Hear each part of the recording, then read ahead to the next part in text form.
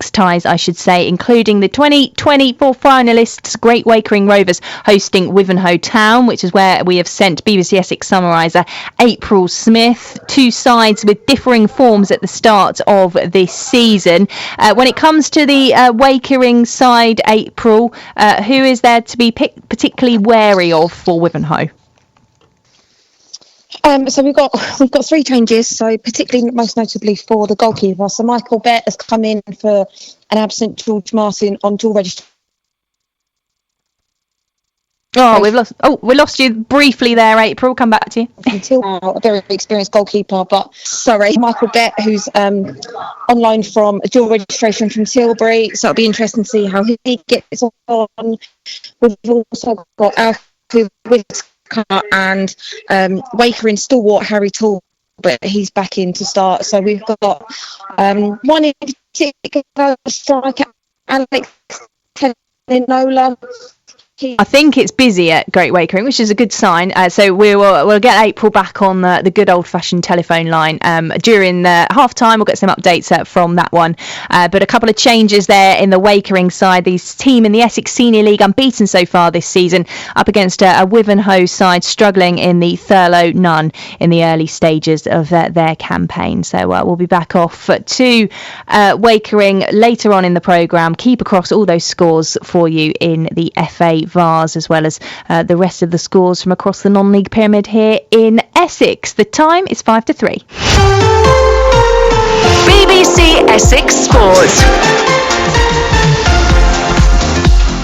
Good afternoon to you from Victoria Polly on BBC Essex Sport, with all of this on the way. No Oscar Thorne in the lineup for Colchester United this afternoon, with the club having accepted a bid for the outstanding academy product. The U's are looking to bounce back against Barrow after their midweek defeat to Cambridge United. It's live on 103.5 FM on BBC Essex and Preview 716 with David Gregory and me, Neil Kelly. Over 300 miles southwest, Southend United made their first ever trip to Cornwall to take on Truro City. Can the Blues continue their brilliant start to the National League season against the fifth tier New Boys? Full commentary on 95.3 FM, DAB and the BBC Sport website with Glenn Pennyfather and me, Warren Muggleton. Braintree Town back in front of their home fans and looking for their second win of this National League season and a first ever victory over Yeovil Town. And if they can rediscover their form that got them a 3-0 victory here on opening day, they'll fancy their chances. We'll have updates throughout the afternoon to come. We're also with Great Wakering Rovers and Wivenhoe Town in the FA Vars first qualifying round. We've got 15 sides in action in that. Also keeping across what's happening in the National South of Chancellor City, Isthmian Premier, Isthmian North and the FA Trophy preliminary round as well. Already this afternoon in the Premier League, Tottenham Hotspur have beaten Manchester City by 2-0 at the Etihad, and in the Women's Rugby World Cup, Australia have thumped Samoa by 73 points to 0. England winning their opening game of the campaign last night. We'll keep you up to date with everything that's going on across the world of football here in Essex and the rest of the day's sports news as well. But it's time to choose your game here on BBC Essex Sport 103.5 FM and Freeview 716 to listen to Colchester United against Barrow in League 2, 95.3 FM, DAB and the BBC Sport website for Southend United at Truro in the National League. Updates to come from our featured games as well here on BBC Essex Sport, the home of the county's live sport, and it is 3 minutes to 3. BBC Essex Sport. Dohajida Holvilcoma de Truro, which is Kerno, the language of Cornwall, for good afternoon and welcome to Truro, where Southend United have travelled 316 miles for a first ever competitive game against a team from the most southwestern county of England as they travel to Truro City in their fourth National League game of the season. We are indeed very far southwest. In fact, Land's End is only 33.8 miles away from our position on top of one of the many Cornish hills around us. In the land where the sun sets last, Southend United 99 miles away from Ness Point, where it rises first in this country. And that metaphor makes you think, doesn't it? For Southend, The sun has set on what was an incredible season last year, getting to Wembley, but it is rising fast in what has been an unbeaten start to the campaign. We're aiming to go 4 unbeaten for the first time in 16 years to start a campaign. And we talk about clean sheets, they haven't done that for 48 years. What achievement that would be to do that. As for Truro City, they've had a lot of success in the last couple of years, but in these early days of the first ever National League season, the sun seems to have set on those ones, and it's waiting to rise as they look for a first win in this level, and actually a first goal following Morecambe's 2-1 win over Altrincham. Truro are the only team in the National League not to score yet after, well, what will be after 3 games, but they come into this one looking to upset the odds.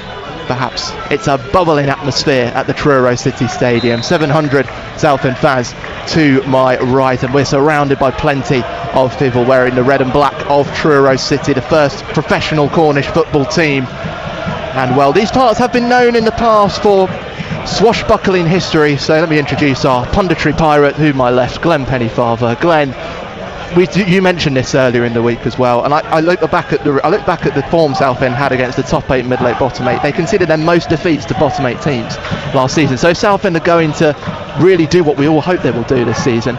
It's these type of games where the difference needs to be from last year. Yeah, absolutely. I've never been introduced as a pirate, but that's very nice. In the nicest way. Thanks very much for that, Warren, and hopefully it's pieces of 8 for Southend United. Oh, there today. we go. But yeah, I mean, it always worries me when you come up against the side, and you just said it yourself in the build-up there, the fact that they haven't scored a goal yet. Truro City, they sit rock bottom. Southend United haven't conceded a goal, haven't been beaten. Those sorts of things always worry me. Southend United just need to approach the game exactly the same as they have done all the others. You know, the first away game at Gateshead, they was magnificent. They got off to a great start, and that was all about their application right from the beginning. The tempo, the intensity they started the game. And that whistle from referee Sam Mulhall tells you the game has started here in Cornwall. For Southend in their yellow shirts with the blue sleeves, yellow shorts and blue socks, they start with a 3-5-2. 3 changes from the draw against York City, and Dengendy in goal. Captain Harry Taylor, Ben Goodliff and Joe Gubbins make up the back 3.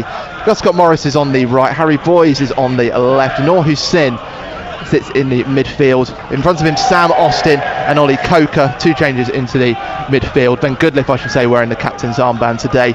Andy Dallas joined by Tom Hopper in leading the line. They're going from right to left as we sit. Truro City, the home side, in the red and black. Foul just given away by Harry Taylor. Started with the back 4. Dan Lavercombe in goal, wearing green. Christian Oxlade-Chamberlain on the right. Will Dean, the captain, joined by Sam Sanders to his left in the centre-back pairing, with Ryan Law expected to be left back. Lirak Hassani and Dan Rooney in the middle. Dominic Johnson, Fisher, looks like he's leading the line alongside Raquel Pike, with Yassine Ennea and Zach Bell also involved. But as the game unfolds, Glenn, we'll see how Truro do as they take a long 3 kick aimed towards Raquel Pike on the edge of the penalty area. He gets a head onto it but won't find another Truro man. Goodliff lets it bounce along him to Ndang and D. Glenn, what are you seeing from Truro with their I mean, it certainly looks like they've likened Blues up in the middle of the park. I mean, you can see now that the 7, Yassine Ennea, he's on Noor Hussein's shoulder. Ollie Coker just gets the ball stolen off him. It's foul given away by Rooney. Quite a weak foul, I thought, but they look like they've likened Blues up in midfield, and it looks like it's gone to a man-to-man. Sam Austin is being dealt with by Hassani, and Ollie Coker is being dealt with by Rooney, who just give away that foul. 2 up the top, and I think they have thrown that third centre half in. We was wondering whether they would do that. They have thrown the third centre half in, so they've got more or less gone like for like with Blues, and it's toe to toe. Dallas trying to head forward to Hopper, but it's cut out by Truro Sanders before they can move. Southend have become known for their fast starts in these opening 3 games. They're trying to get going after 2 minutes here, but no goal malfaction to tell you about. So to confirm the Truro lineup, the back 3 of Oxlade-Chamberlain, Dean and Sanders, Bell on the right, Law on the left. In the midfield, Hassani and Ennea are in front of Rooney, and then the top 2 are Johnson, Fisher and Pike. Yeah, they have gone wing backs though. I mean, it's Chamberlain has gone right side of the 3, Dean central of the 3, and it's Sanders on the left side of the 3. So they've thrown the wing backs in. So they've got Zach Bell on this right hand side. On the left hand side, it's Fisher, not Fisher. It's Law, isn't it? Ryan Law on the left hand side. So they've, as I say, they've likened Blues up over the pitch. So you know, Blues will be able to deal with that. Boys cutting out a pass from Oxlade-Chamberlain. If you think I do recognise that name, you certainly do. It's brother Alex, the former Arsenal and Liverpool player, now at Besiktas in Turkey. Won Champions League honours in 2019. Yeah, just about FA Cups. Won it all. Come back, isn't he? Just about to come back, I think. Oh, good run. Joe Gubbins has taken the ball quite a long way towards the halfway line. Boys just nudging it through a couple of players. Dallas on the halfway line goes down against the challenge, but Truro hate the ball back. Dominic Fisher trying to put it into the middle for Enea, but it's cut out by Noor Hussein, and Austin is first to it. Always looking forward, but couldn't get it away. Yeah, just prior to that, Joe Gubbins just needed to get his head up. Hopper would have gone on a great run. He got attracted towards the ball, spun into that channel, and it was an easy ball from a left-footed centre half just to clip it into that space. There was plenty of space for him to put that ball in there for a great run by Hopper. But meanwhile, Hopper has just won a corner kick. He just didn't have his head up, Joe Gubbins. Yeah, but good work. Obviously, we know Tom Hopper will do all that work. Yeah, ball from Scott Morris from the right, looping over the top for Hopper to chase onto, but Dean, the captain for Truro, on his own, chasing it back and had no option but to put it over his own byline. So a corner kick, the first set piece of the afternoon after 4 minutes, goes to Southend on the far side from our position. Truro playing from left to right, red and black striped shirts, black shorts, red socks. Boys whipping this in. It's for Scott Morris's head, and it's taken off the line by Bell with his foot. It was aimed at that bottom right corner. Excellent climb from Scott Morris, but Truro denied him after 4 minutes. But the first big chance, but here they come again. Scott Morris whipping it into the middle before Law clears it away with his head. Coker first to it, but Dominic Fisher of Truro takes it off him, tries to break away. Referee says no foul given, in Southend able to come back again, and well, if I say the game's come alive after 4.5 minutes by Southend standards. That's about right. Yeah, I mean it couldn't have done much more. Gus Scott Morris is a great ball in by Harry Boyes. Gus Scott Morris, as he does, attacks the ball well, gets his header in, heads it down. It's a good defending on the goal line, clears it. But Ollie Coker, the ball's popped out to the middle of the box. I think a fully fit, a fully confident, a match fit Ollie Coker takes that first time. He's had a scruffy touch, and the ball's got away from him, and it's nicked from him on the edge of the box. As you say, first start for Ollie Coker since our trip to Gloucestershire for the playoff semi-final back in the middle of May. What a day that was. Just looking at the grass, and I think I said it before we came on air, watching them warm up.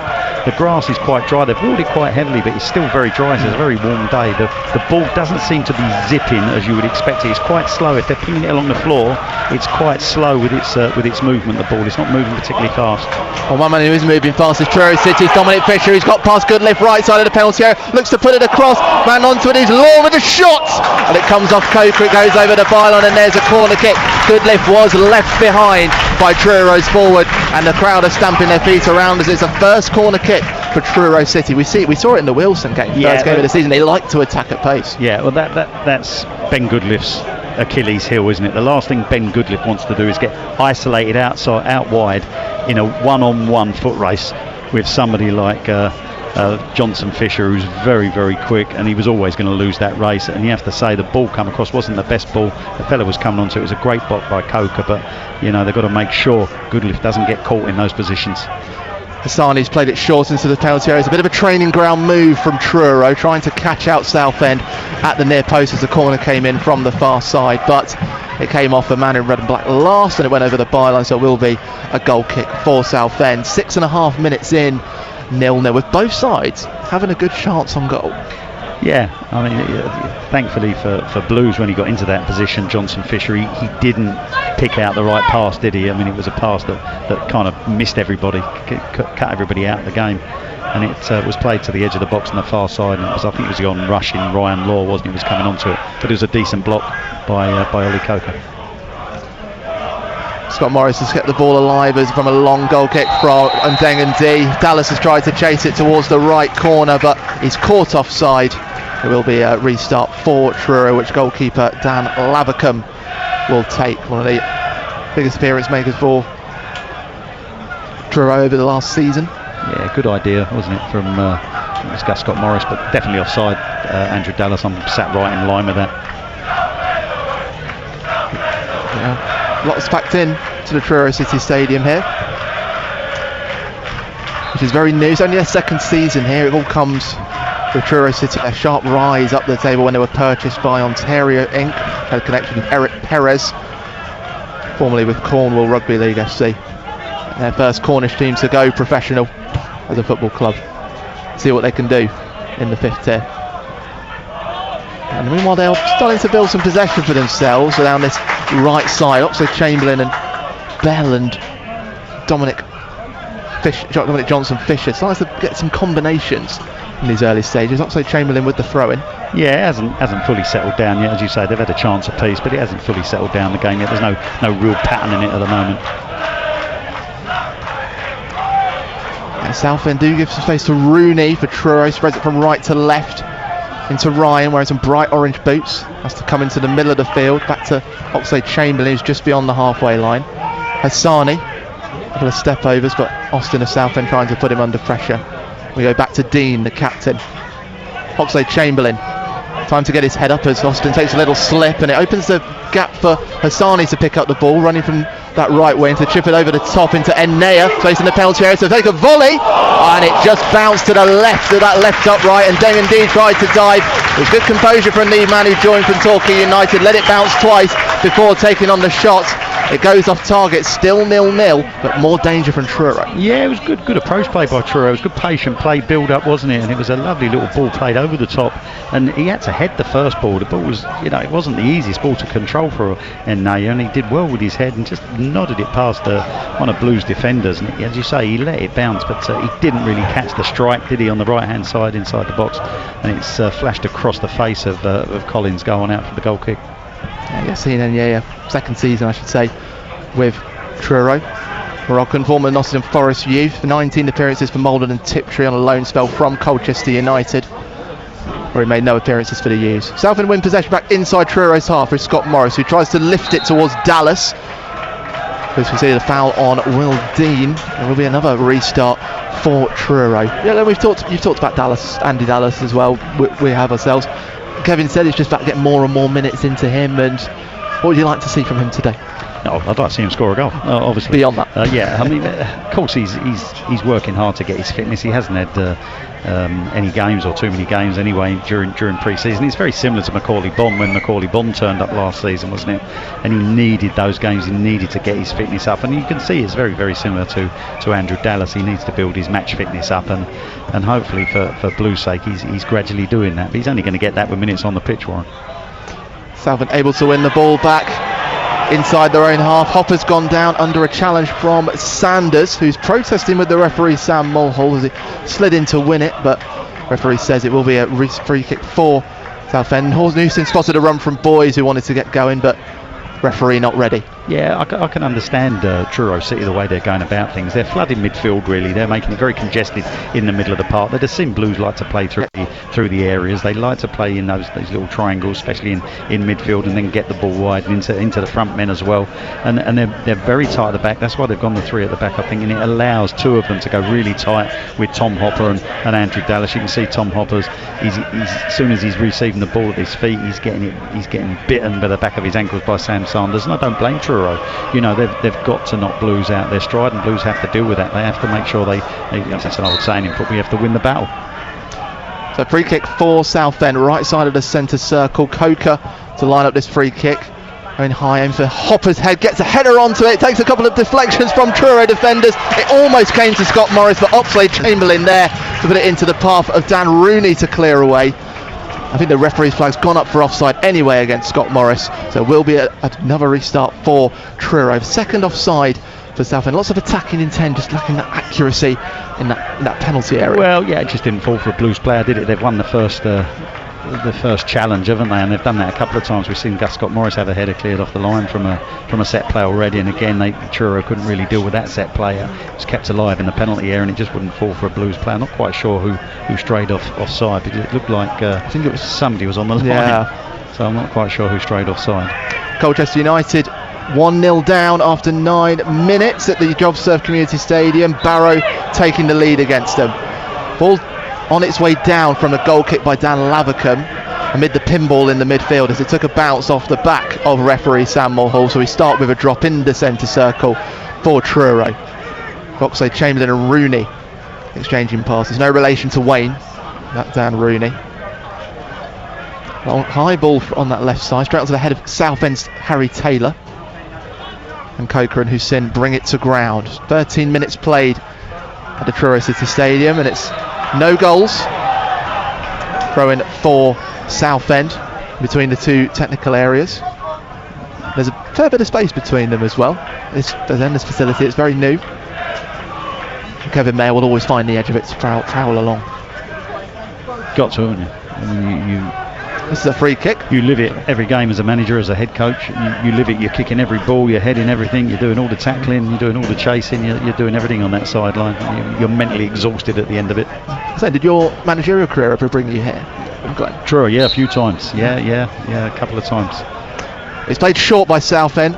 Scott Morris into Dallas, but the first touch goes beyond him and it's rolls straight into the gloves of Dan Lavercombe. Clever stuff from Southend, but Dallas not quite able to get onto it. One step behind it. It was such a shame. Yeah, he just got caught on his heels a shade. It was a great feed in from Gus Scott Morris on that right hand side, right in that channel in between people. And if Andrew Dallas would have been able to latch onto it with that first touch, he might well have stolen it a half a yard to get his strike in. But as it was, it just evaded his touch and it goes through no problem through to the goalkeeper. But it was a good ball by Gus Scott Morris. Great fault. The Southend with a chance to build from the back again. So Scunthorpe United taking a 1-0 lead at Sutton United as well. Don't forget all those scores on the BBC Sport website. Goodliff trying to get Scott Morris running down the right with that advanced position he likes to take up, but it's headed back by Law, and Rooney able to escape from Sam Austin, and a couple of slips again from Ollie Coker in midfield, and it tried to thread it through from Enea into Johnson Fisher. Always hanging off that last man is the number 11 for Truro, but can't quite find him yet. Pass is just lacking the accuracy at the moment. Johnson Fisher picked up a high ball though, took it on his back heel trying to get forward. It would have been an incredible bit of skill if it had come off, but it was too heavy. It eventually found its way to Southend goalkeeper and Dengan D, wearing all grey today. Yeah, just prior to that though, it was great reading of the game by, they talk about the, defending, and defending is all about make sure you protect your goal, and it's not all about making sure that you get a tackle in or make sure you get a challenge in. Sometimes it's just about reading the game and intercepting things, and Ben Goodliff did that absolutely perfectly. So the lad had gone on a great run.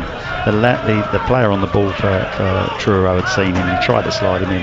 Ben Goodliff read it probably 20 seconds before and just stepped into the space, and in the end it looked a bad pass, but it wasn't. It was great defending by Ben Goodliff. Scott Morris on the floor again. Again, the fourth time I've seen them slip over, but you mentioned it is a dry pitch out there and they're trying to water it, but it plays its part in it. We all came to this thinking the wind would have a factor today, but there's not an ounce of it. No, we know when it's dry, the pitch is very, very dry, and you walk with the water sits on top, so it does make it slippy in places.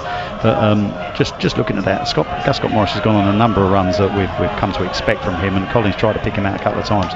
What's then next important, if he doesn't win it, you've got to pick up that second phase, and Blues haven't done that yet so far. The ball's been picked up by Truro. They've got that extra man in midfield now, and they're picking up the second phase of those balls played forward. They're winning the first header, but it should be Blues picking up the next phase because that keeps the pressure on. 16 minutes played here in Cornwall.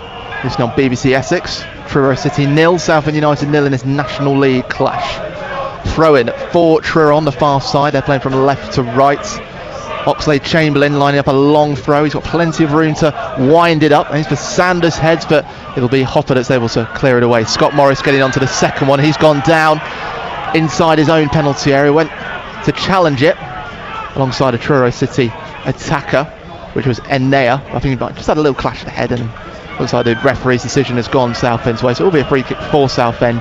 It's inside their own penalty area. Not convinced there was a clash of heads, to be honest, but I mean Gus Scott Morris certainly won the first one, and as he's gone up there was a bit of a coming together, but Gus Scott Morris has run away no problem whatsoever, but the referee deemed it a free kick, and a free kick it is.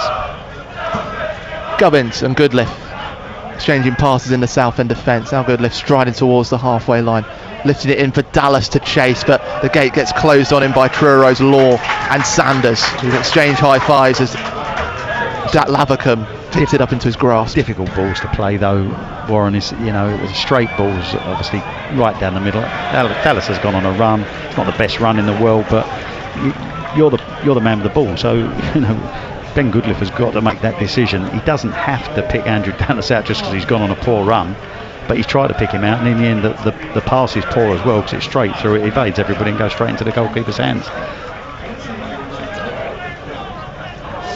Brackley have taken a 1-0 lead over Rochdale. That would be quite a surprise. Rochdale, the leaders in the National League table before today.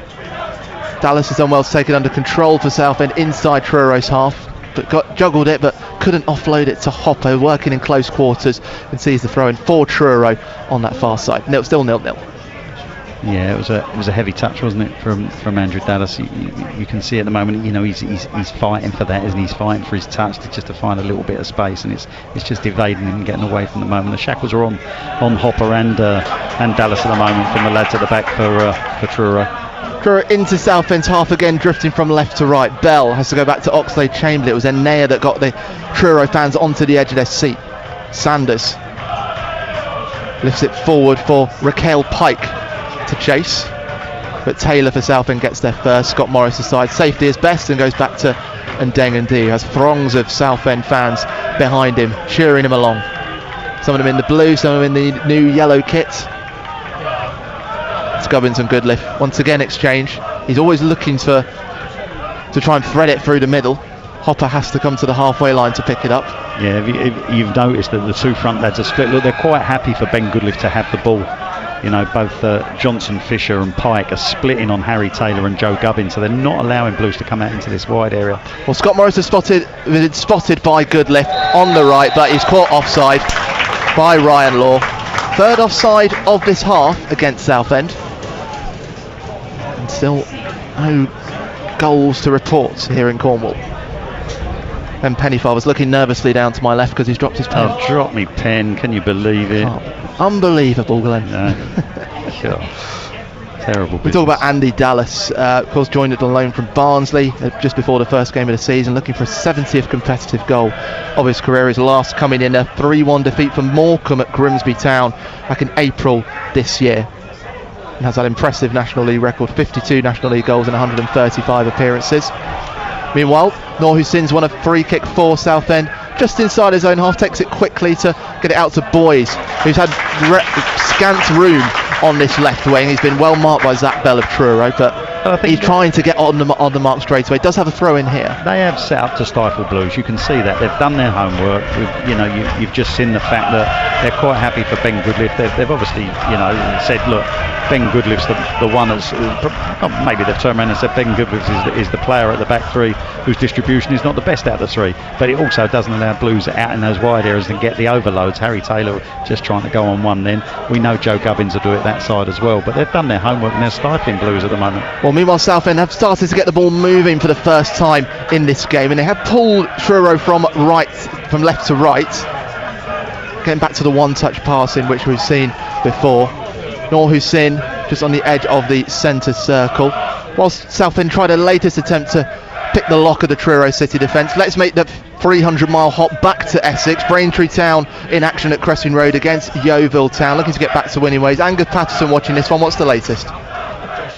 It's Braintree 0, Yeovil 0, the latest at Cressing Road here, Warren. Yeovil started the brighter as Byron Pendleton hit the crossbar in just the 3rd minute, but Lewis Walker missed the biggest chance of the game so far for Braintree in the 16th minute. It was played through beautifully by Fletcher Hubbard, had a shot on the corner of the 6-yard box, but it just kept rising over the corner of post and bar over Jed Ward's goal. Braintree 0, Yeovil Town 0 here after 21 minutes. And a 316-mile hop, and we're back in Truro, and I had a little look through the archives of this one. It's a long journey for us as well from Essex. I mean, there's only 3 sides that Southend have made longer journeys against. Do you want any ideas? In a league match. In a league match? In a league match. I'll give you a clue for one of them. They're in this league. Carlisle's one of them. Yeah. One of them's in League 2. Barrow. Yep, 320 miles. The longest one, I'll tell you, they did it 48 years ago against Workington in Cumbria. Wow. In there. Yeah, Workington. A long time ago. In those Division 4 days, back in February 1977. So it won a 3-0 on that day. God, even I didn't play then. That's a long while ago. Nick Allicker would have been commentating. He would have been, yeah. Good afternoon. Welcome along. Meanwhile, Southend winning it, throwing inside their own half. Still no goals in Cornwall. Austin and Boys had their impressive debuts at Gateshead. That was a 299-mile journey for Southend. Hopper wins it with his head but lost track of the ball, and Hassani tries to put it into the area of Raquel Pike, but Harry Taylor has a good reading on him. Raquel Pike, an interesting signing that one for Truro City as well. Glenn, I say 8 goals in 148 EFL appearances for him. Joined from Grimsby in July. Spent a short time at Colchester. Yeah, a lot of clubs in his time. Now finds himself at Truro City. Scott Morris attempted a volleyed crossfield pass, and now Southend have lost the ball, and Truro on the attack through Rooney down the middle. Hassani puts onto a loose ball as Boys try to take it off the Truro number 8. Eventually it has to work its way back to Bell, and Southend get their shape back, but know that there is a threat from Truro, which, as you say, Glenn, matching an intensity that Southend have shown in their first 3 games. Yeah, I just think, they're frustrating the life out of Blues at the moment. I mean, Blues' best opportunities, they look the most dangerous from set plays. In open play, they don't particularly look dangerous.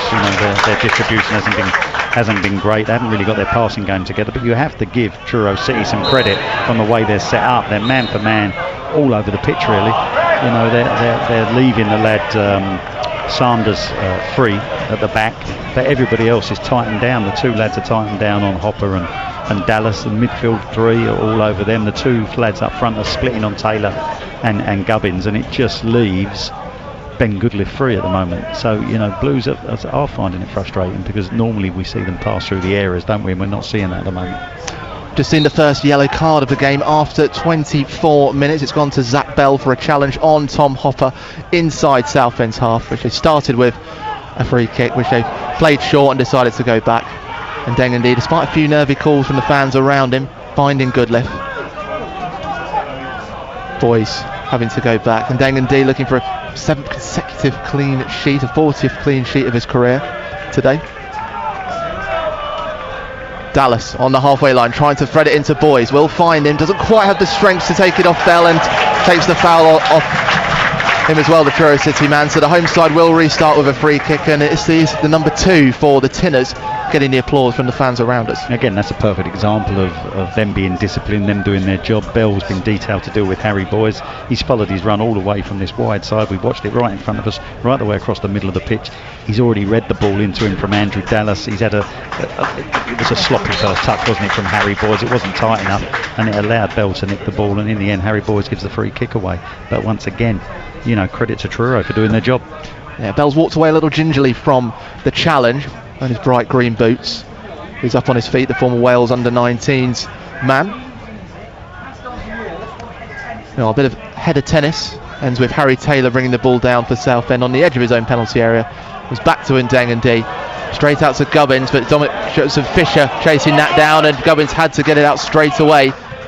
And now a second attempt at the clearance, puts it out inside his own half, and it will be a Truro throw in, and Oxlade-Chamberlain will step up to launch this one forward. Yeah, good pressure, wasn't it, from the Truro forwards, and Bell on this right hand side, putting Harry Boys and Joe Gubbins under all sorts of pressure. In the end, Joe Gubbins miscues his clearance and straight out for the throw in the last third, probably level with the Blues penalty area.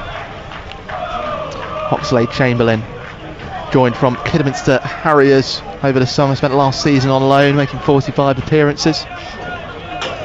As I mentioned Alex's brother before, but football runs in the family. Their dad used to play as well. Here we go, long throw in from this near wing. So Chamberlain spinning it forward, but it's headed away by Hopper. Back to the man who threw it in for Truro. Aims across for the far post. They can't get a head onto it. It came off the back of Goodliff. And then Dengendy wants to get going straight away. He spotted Dallas running out on that right side. 27 minutes played. Still no goals between Truro and Southend here on BBC Essex. Warren Muggleton and Glenn Pennyfather with this one. Scott Morris lifting it towards Hopper. He's made a clever run. Takes on the chest into the penalty area. Looks for the shot. But he can't get it away. There was a deflection though off of Dean, the Truro captain. So it will be another corner kick. Glenn, you mentioned set pieces, and that's where they've had their best chances, Southend. Another big one here. Yeah, absolutely. Obviously, you're looking for the quality ball in again from Harry Boys, but super counter attack from Blues. Credit to Colin to start with, throwing it out nice and sharply to Andrew Dallas on the run down that right hand side. Eventually ends up with Gus Scott Morris back at his feet, and he's picked out a super ball over the top for the run of Hopper. It's a decent first touch, but good defending on the recovery by Truro. Boys with the left-footed corner, aiming for Dallas's head, but it goes over him, trickles over the goal line, and that opportunity whistles away into the Cornish sky, and it'll be a goal kick. You do think that there should be somebody detailed to fill that area. That ball hasn't been ballooned over the top and out for a goal kick. It's landed it at the far post where you expect a Blues player to fill that space. And unfortunately, they're taking up positions in the near post and in the middle of goals. People are making similar runs. It needs somebody to maybe spin out from the near post, end up at that far post. And they might well have got on the end of that. Aerial threat. Not quite able to come from Truro. Gateshead taking a 1-0 lead over Tamworth. They've had a tough start this season. A few protests from the Truro fans around as the foul goes against Dominic Johnson-Fisher. I'll tell you what, it's a day for double barrel names today. If you include Leon Chambers-Parallon, that's 9 players across the 22 involved today. So I've been practicing those, Glenn. Mine could be double barreled, I suppose. Penny father. Could do. Yeah. If not, it's 8. Yeah. Each to their own. I'll leave mine as just one. What would it be? Penny father. Penny. Well, there we go. Yeah. See. Let's not confuse things. Could I get away with it? No. Muggle Tom. It's just emphasis. Anyway, Southend conceding a foul on the halfway line on their far side, so it'll be a free kick for Truro with Ryan Law to take this one. Launch it forward with that left foot. Aims for the head of Dean, but Gubbins able to get there first, and Sam Austin onto the loose ends. Ensures that Hassani is the man who touches it last before it goes out on Southend's left wing on this near side, and it'll be a throw in for the men in yellow. So Harry Boyes with the ball in his hands. Well, that second assist for Southend in that 2-0 win against Tamworth last week. Just assessing his options now. It's just Ben Goodliff has he got a slight problem. Referee's having a look at Ben Goodliff. Ben Goodliff's just looking at it might just be his boot, actually his laces, but he's okay. So it's having a quick assessment of them, and he's away again. Ben Goodliff, as we know, knows how to get out of the National League. Did it with Sutton United 4 years ago. Again, Truro just keeping Southend away from the ball, trying to get Pike running. Fans around us think that Joe Gubbins had too much of Raquel Pike, but referee says nothing given. And now Austin, as the ball comes to ground inside Southend's half, launch it with a half volley, hoping that someone would run onto it, but nobody able to keep up. So all the way to Truro's Lavacum, the goalkeeper, who goes short to Dean. Now Oxlade-Chamberlain again looking to get Hassani down the middle, but too much on that one. And Ndengendi taking it on his chest. Noticed it well about this, Glenn, as well. There's a couple of moments last season with Ndengendi where we've talked about, Paul certainly and I talked about that communication he had with his back three, maybe just off a couple of times, but over these first 3 games I think it's really sharpened up, I think, and it's what's led to a lot of that clean sheet run that we've seen. Headed forward for Andy Dallas as it's played from the goalkeeper, right side of the penalty area. Scott Morris with the cross, looking for Austin's header, but it's cleared away by the Truro defence. Hussein back to Scott Morris, creates some space, trying to get away from Law, going down this right wing. Eventually attempts the cross. Deflection will stay in, Scott Morris keeping it alive, but headed away by Dean, only as far as Southend's Hussein. Action still inside Truro's half, so half an hour played. Truro 0, Southend 0. We'll come back to Ndengendi, Glenn, and see what develops out of this as Gubbins strides forward on the left side of that back trio. Boyes and Austin combining in close quarters to Hussein and Coker. Out to the right, and Scott Morris takes a slip as he tried to get away from Law. 5th time that's happened for Southend now. And now Taylor and Pike trying to contest for the ball. Mayer with his hands in the air, he thinks something should have been given, but it's found its way to Johnson-Fisher. It takes a tackle from Goodliff to take it out of play, and it will be a throw-in for Truro on their left wing on the far side.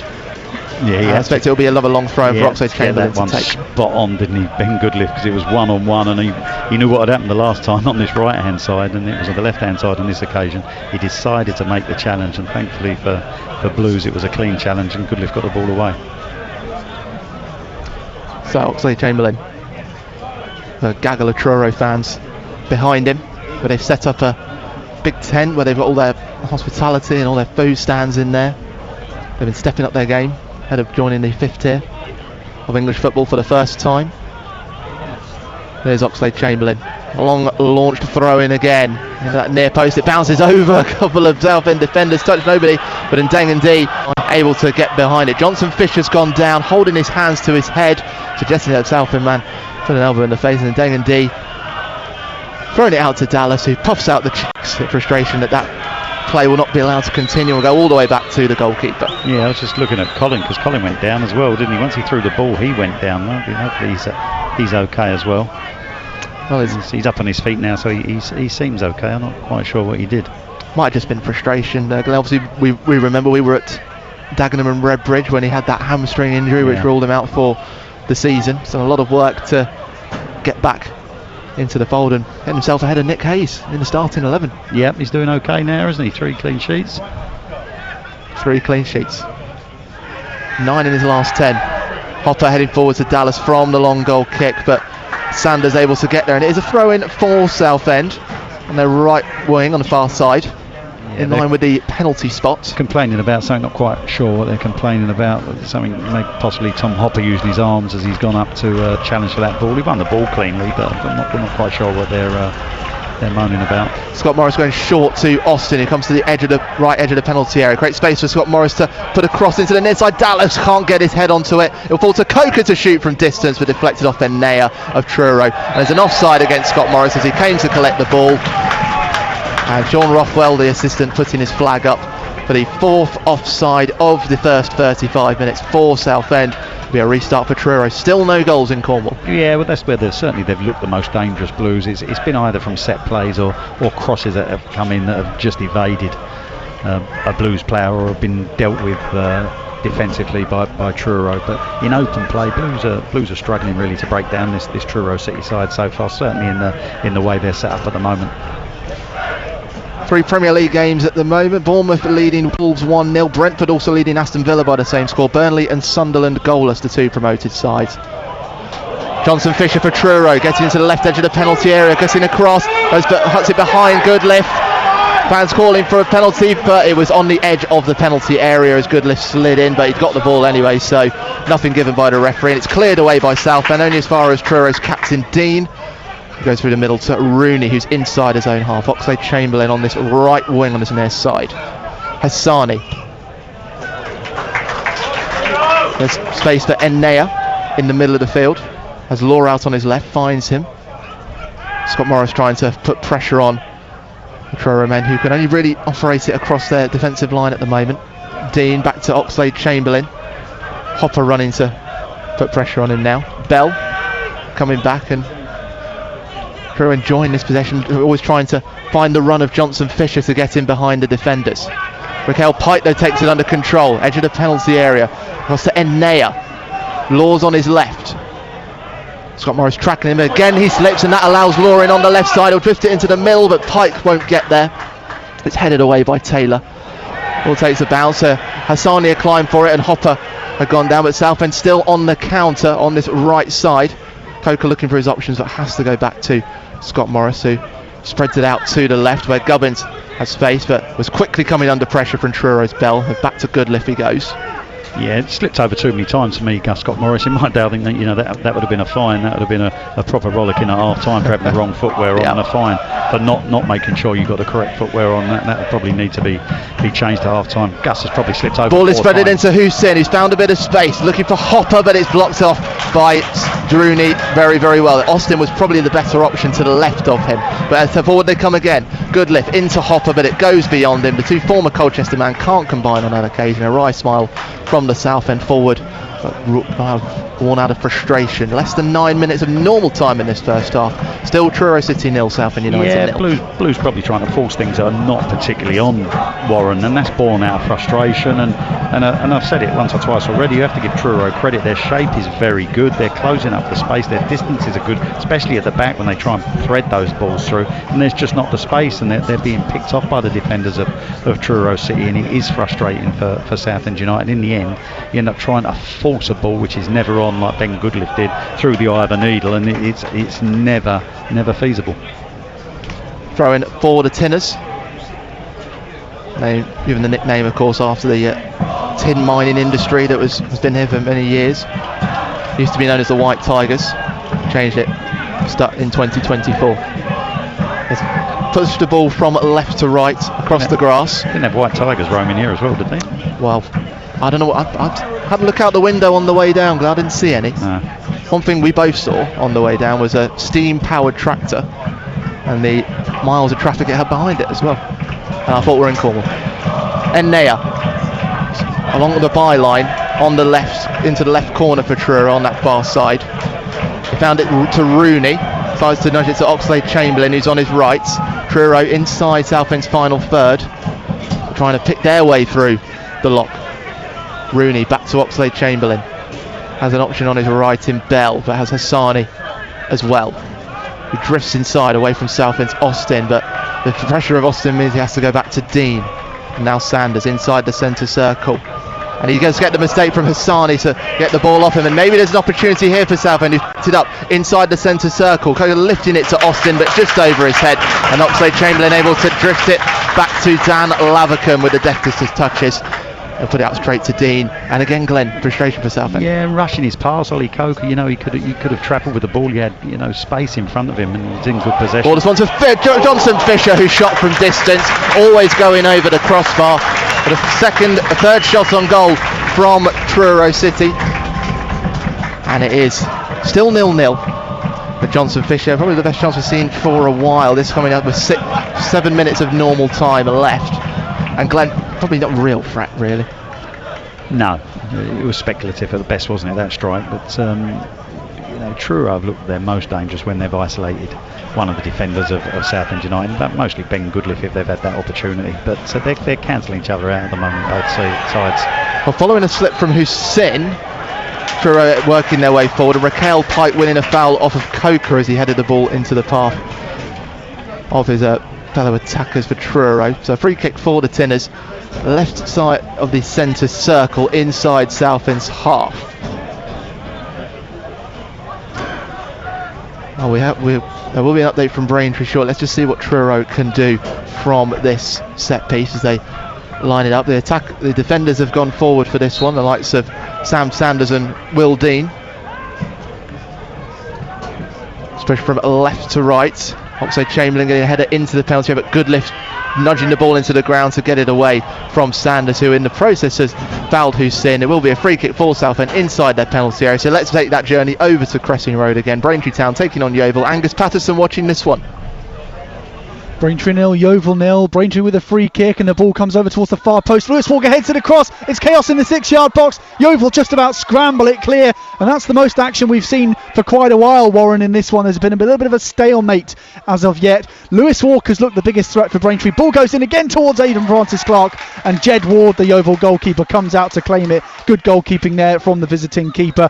But currently, Braintree 0, Yeovil 0 here at Cressing Road. Just starting to light up here at the end of the first half, Warren. Well, a very good time to go over to Braintree indeed. Haven't missed anything here in Truro. Still 0-0. Johnson Fisher had a chance to run at Goodliff again, but this time the Southend defender had the better of him. Both sides have conceded a he's foul in the last couple of minutes. Just looking at Joe Gubbins' position when that ball's played forward, it was always a fight ball. Blues were never in good possession of that. Joe Gubbins doesn't need to be coming forward, and he was still coming forward when that ball was played in that channel. So consequently, what it does, it invites that space for Johnson Fisher to run into, and that's when Goodliff gets isolated. Joe Gubbins just got to be careful of his positional play. A Truro City player, looks like Yassine Nea, has received a yellow card for dissent against the referee. He picked up the ball on Truro's left wing on the far side. He'd gone down under pressure from Taylor. The referee says free kick went Southend's way, and Nea has protested against that and picked up a yellow card for his troubles. Second Truro player to go into the book after Zach Bell.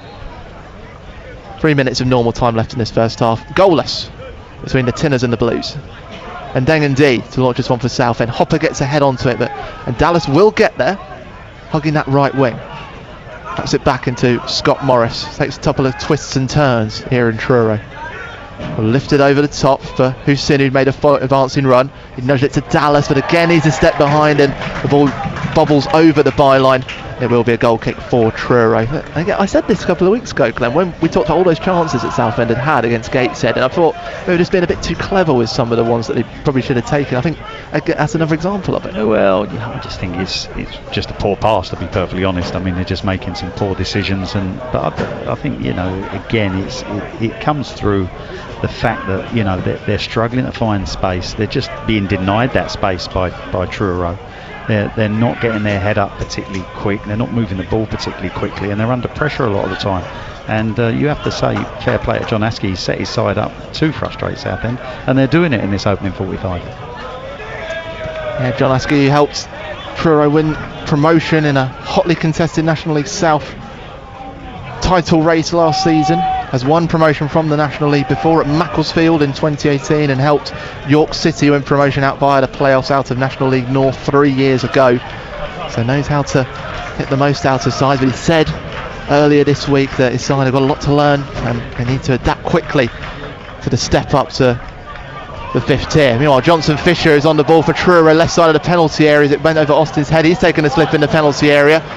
Johnson Fisher still moving forward. It took a couple of deflections off the Southend players. Scott Morris last to touch it. So it will be a corner kick for Truro.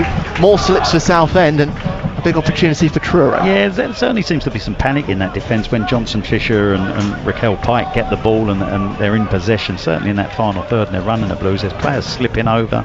There's some desperate defending. They're hacking the ball clear, and there's no method in it. And there was a ricochet on that one. Thankfully, it only went out for a corner. It could have easily gone towards Collins' goal. Lira Kasani standing over the corner kick on the left corner. On the far side, it will be right-footed and swing towards the goal. We're into the last minute of normal time. Plays it low, aiming for Dean to go in at the near post, but doesn't quite execute it. And it's cleared away by Austin of Southend. And Ryan Law, the last man back for Truro. Lofting it forward only as far as Southend Scott Morris, who heads it into the path of Ndeng and D.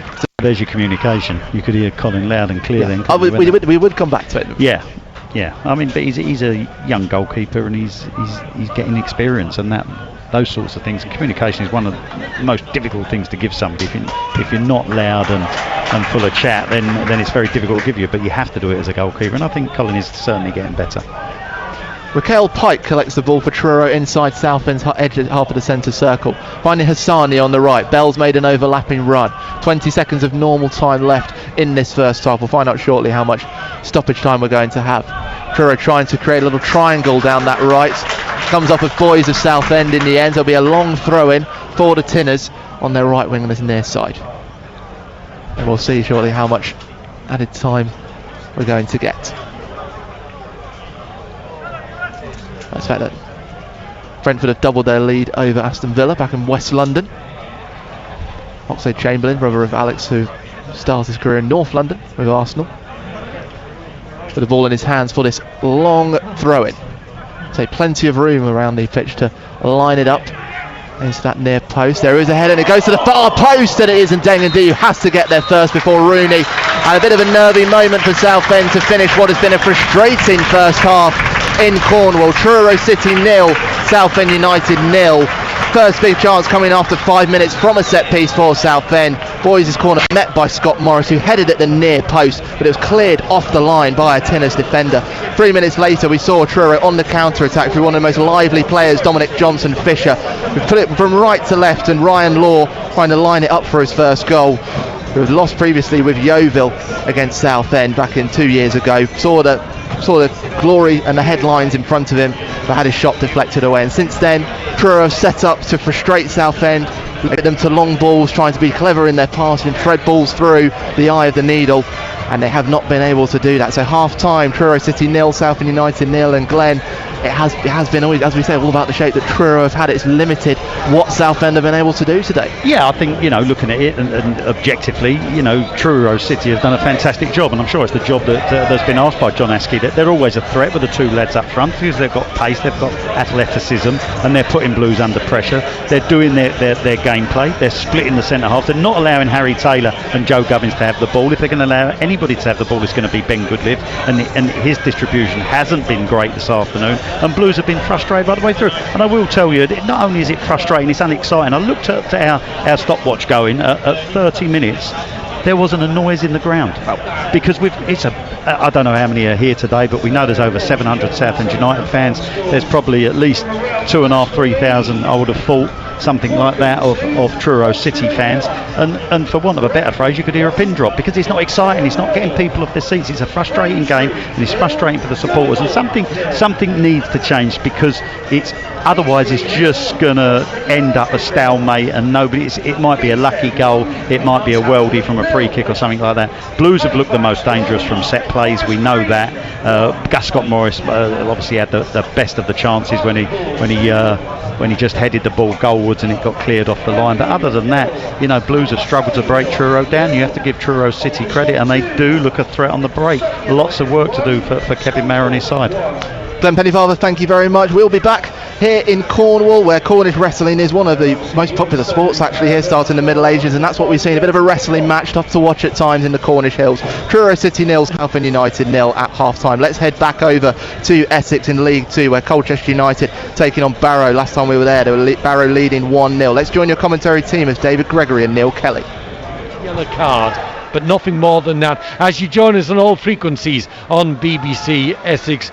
And none of the goals, as far as I'm aware, in any of our featured games. In commentary, Truro City 0, Southend United 0. And where we're getting updates from Cressing Road, Braintree goalless against Yeovil. But we've had a goal in this one. Colchester United 0, Barrow 1. That goal coming on 10 minutes. Bark Hazen's cross, Jack Earing with the header. Great save from Macy. Earing was the first to respond, put Barrow in front. Since then, Colchester United have all the chances. Reid has gone close twice. Samson Tavide tested the keeper at his near post when he ought to have passed. To Jack Payne. And then Payne himself, 10 minutes to go to half-time, did everything right, burst into the penalty area, but couldn't keep his shot down. Frustrating David Gregory that at half-time they used Green trailing. Yeah, frustrating, but there's plenty of positive signs that in the second half we can do things that we need to do to move Barrow around and get in behind them and cause problems for them. 10 minutes before half time, I hear Danny shouting better quality in the final third. That for me is probably the biggest sentence and the biggest improvement we need in the second half. Better quality in the final third. That's what we want to see from Colchester United if they're going to get back into this game. Their play between the two penalty boxes has warranted them being on level terms or even leading. But the scoreline, and that's the thing that matters, at the break, at the JobServe Community Stadium, Colchester United 0, Barrow 1. BBC Essex. Modern life is busy. You might be cooking dinner, mowing the lawn, or taking the kids to school. So to make things a bit easier, you can now send a message to BBC Essex on most smart speakers. Just ask BBC Sounds to send a comment. Hi Sonia, it's Jodie. Thanks for the A12 update. I'm just getting ready for work and I reckon the mystery song is Better the Devil You Know by Kylie. If you're listening to BBC Essex on a smart speaker, ask BBC Sounds to send a comment. BBC Essex.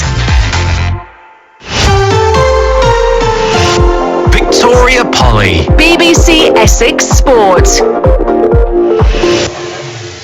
That's the new way you can send a comment to us here on BBC Essex Sport. You might want to text 81333 or you could WhatsApp 08000 321 333. Start your message with the word Essex. Colchester United trailing by a goal to nil at the break, I should say, against Barrow in League 2. Goalless between Southend United at Truro in the National League, and goalless as well at Cressing Road for Braintree Town against Yeovil. Angus Patterson.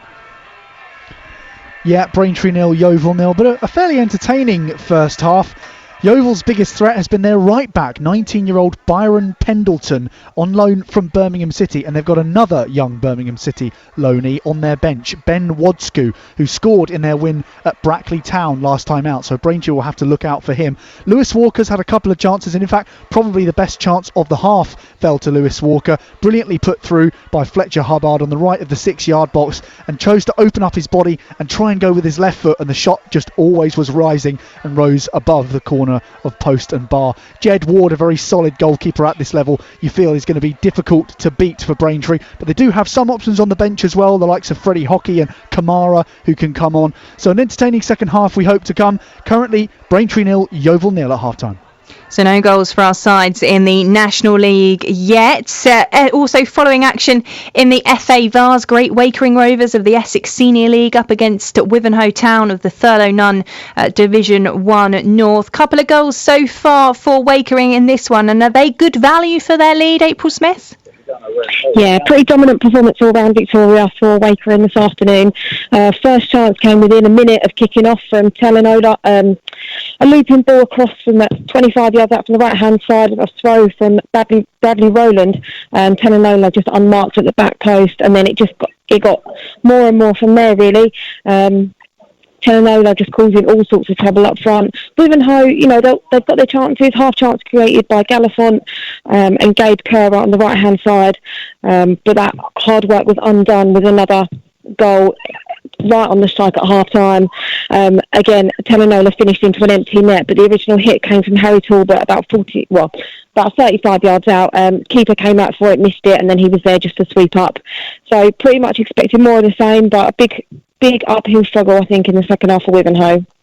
April Smith, thank you very much. Our BBC Essex summariser out and about watching some FA Vars action for us. We'll have full-time details of that one as well. The rest of the half-times are on the way for you here locally. Let's just go through how things are looking nationally. Earlier in the Premier League, it finished Manchester City 0, Tottenham Hotspur 2.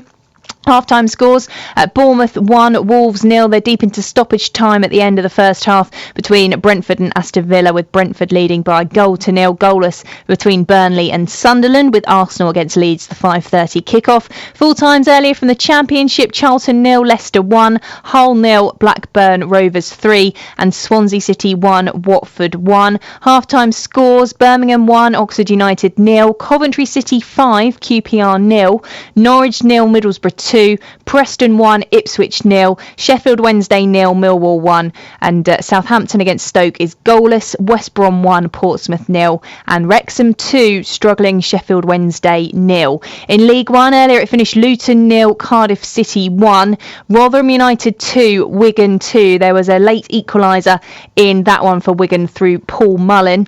The scores at half time, Wimbledon 1, Barnsley 0, Bolton 0, Lincoln 1, Huddersfield against Stevenage is goalless, Mansfield Town 2, Leyton Orient 1, Northampton Town 2, Exeter 0, Peterborough against Bradford is goalless, as is Plymouth against Blackpool, and Port Vale against Doncaster. Stockport County 0, Burton Albion 1, Stockport also down to 10 men, and Wickham 1, Reading 2.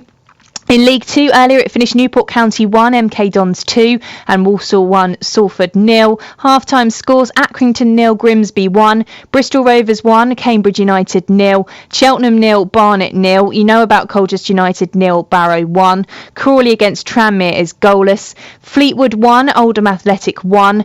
Gillingham against Crewe is goalless. Harrogate 0, Chesterfield 1, and Notts County 2, Bromley 1, Swindon 1, Shrewsbury Town 0. National League, the full time from earlier, and I think the football gods were smiling on Morecambe today. A 90th minute winner, Morecambe 2, Altrincham 1. Half-time scores, Brackley Town 1, Rochdale 0. You've heard about Braintree Town 0, Yeovil Town 0. Eastleigh against Boston is goalless. Gateshead 1, Tamworth 0. Halifax 1, Forest Green Rovers 1. Hartlepool 2, Woking 0. Solihull Moors 0, Aldershot Town 2. Sutton United 1, Scunthorpe 1. You've heard about Southend United being goalless at Truro, and Wealdstone against Carlisle is the 5:30 kickoff this evening. Let me round up the rest of the half-time scores for you. In the National South, it's Chelmsford City goalless against Chippenham Town. FA Trophy preliminary round, Grays Athletic 2-0 up against Brantham Athletic. Brightlingsea Regent leading Barton Rovers by 2-0, and it's Haybridge Swifts 1, Wroxham 0. Isthmian Premier goalless between Chatham Averley and Chatham, Billericay Town 0, Cray Wanderers 0, Brentwood Town 1, Burgess Hill Town 1, Cheshunt 3, #United 0, and Dulwich Hamlet against Canvey Island is goalless so far. Isthmian North, Concord Rangers against Waltham Abbey is goalless, as is Felixstowe and Walton United against Bowers and Pitsea. Redbridge 1, Stanway Rovers 2. Takeley against Maldon and Tiptree goalless, as is Tilbury against Lowestoft Town and Whittam against Downham Town.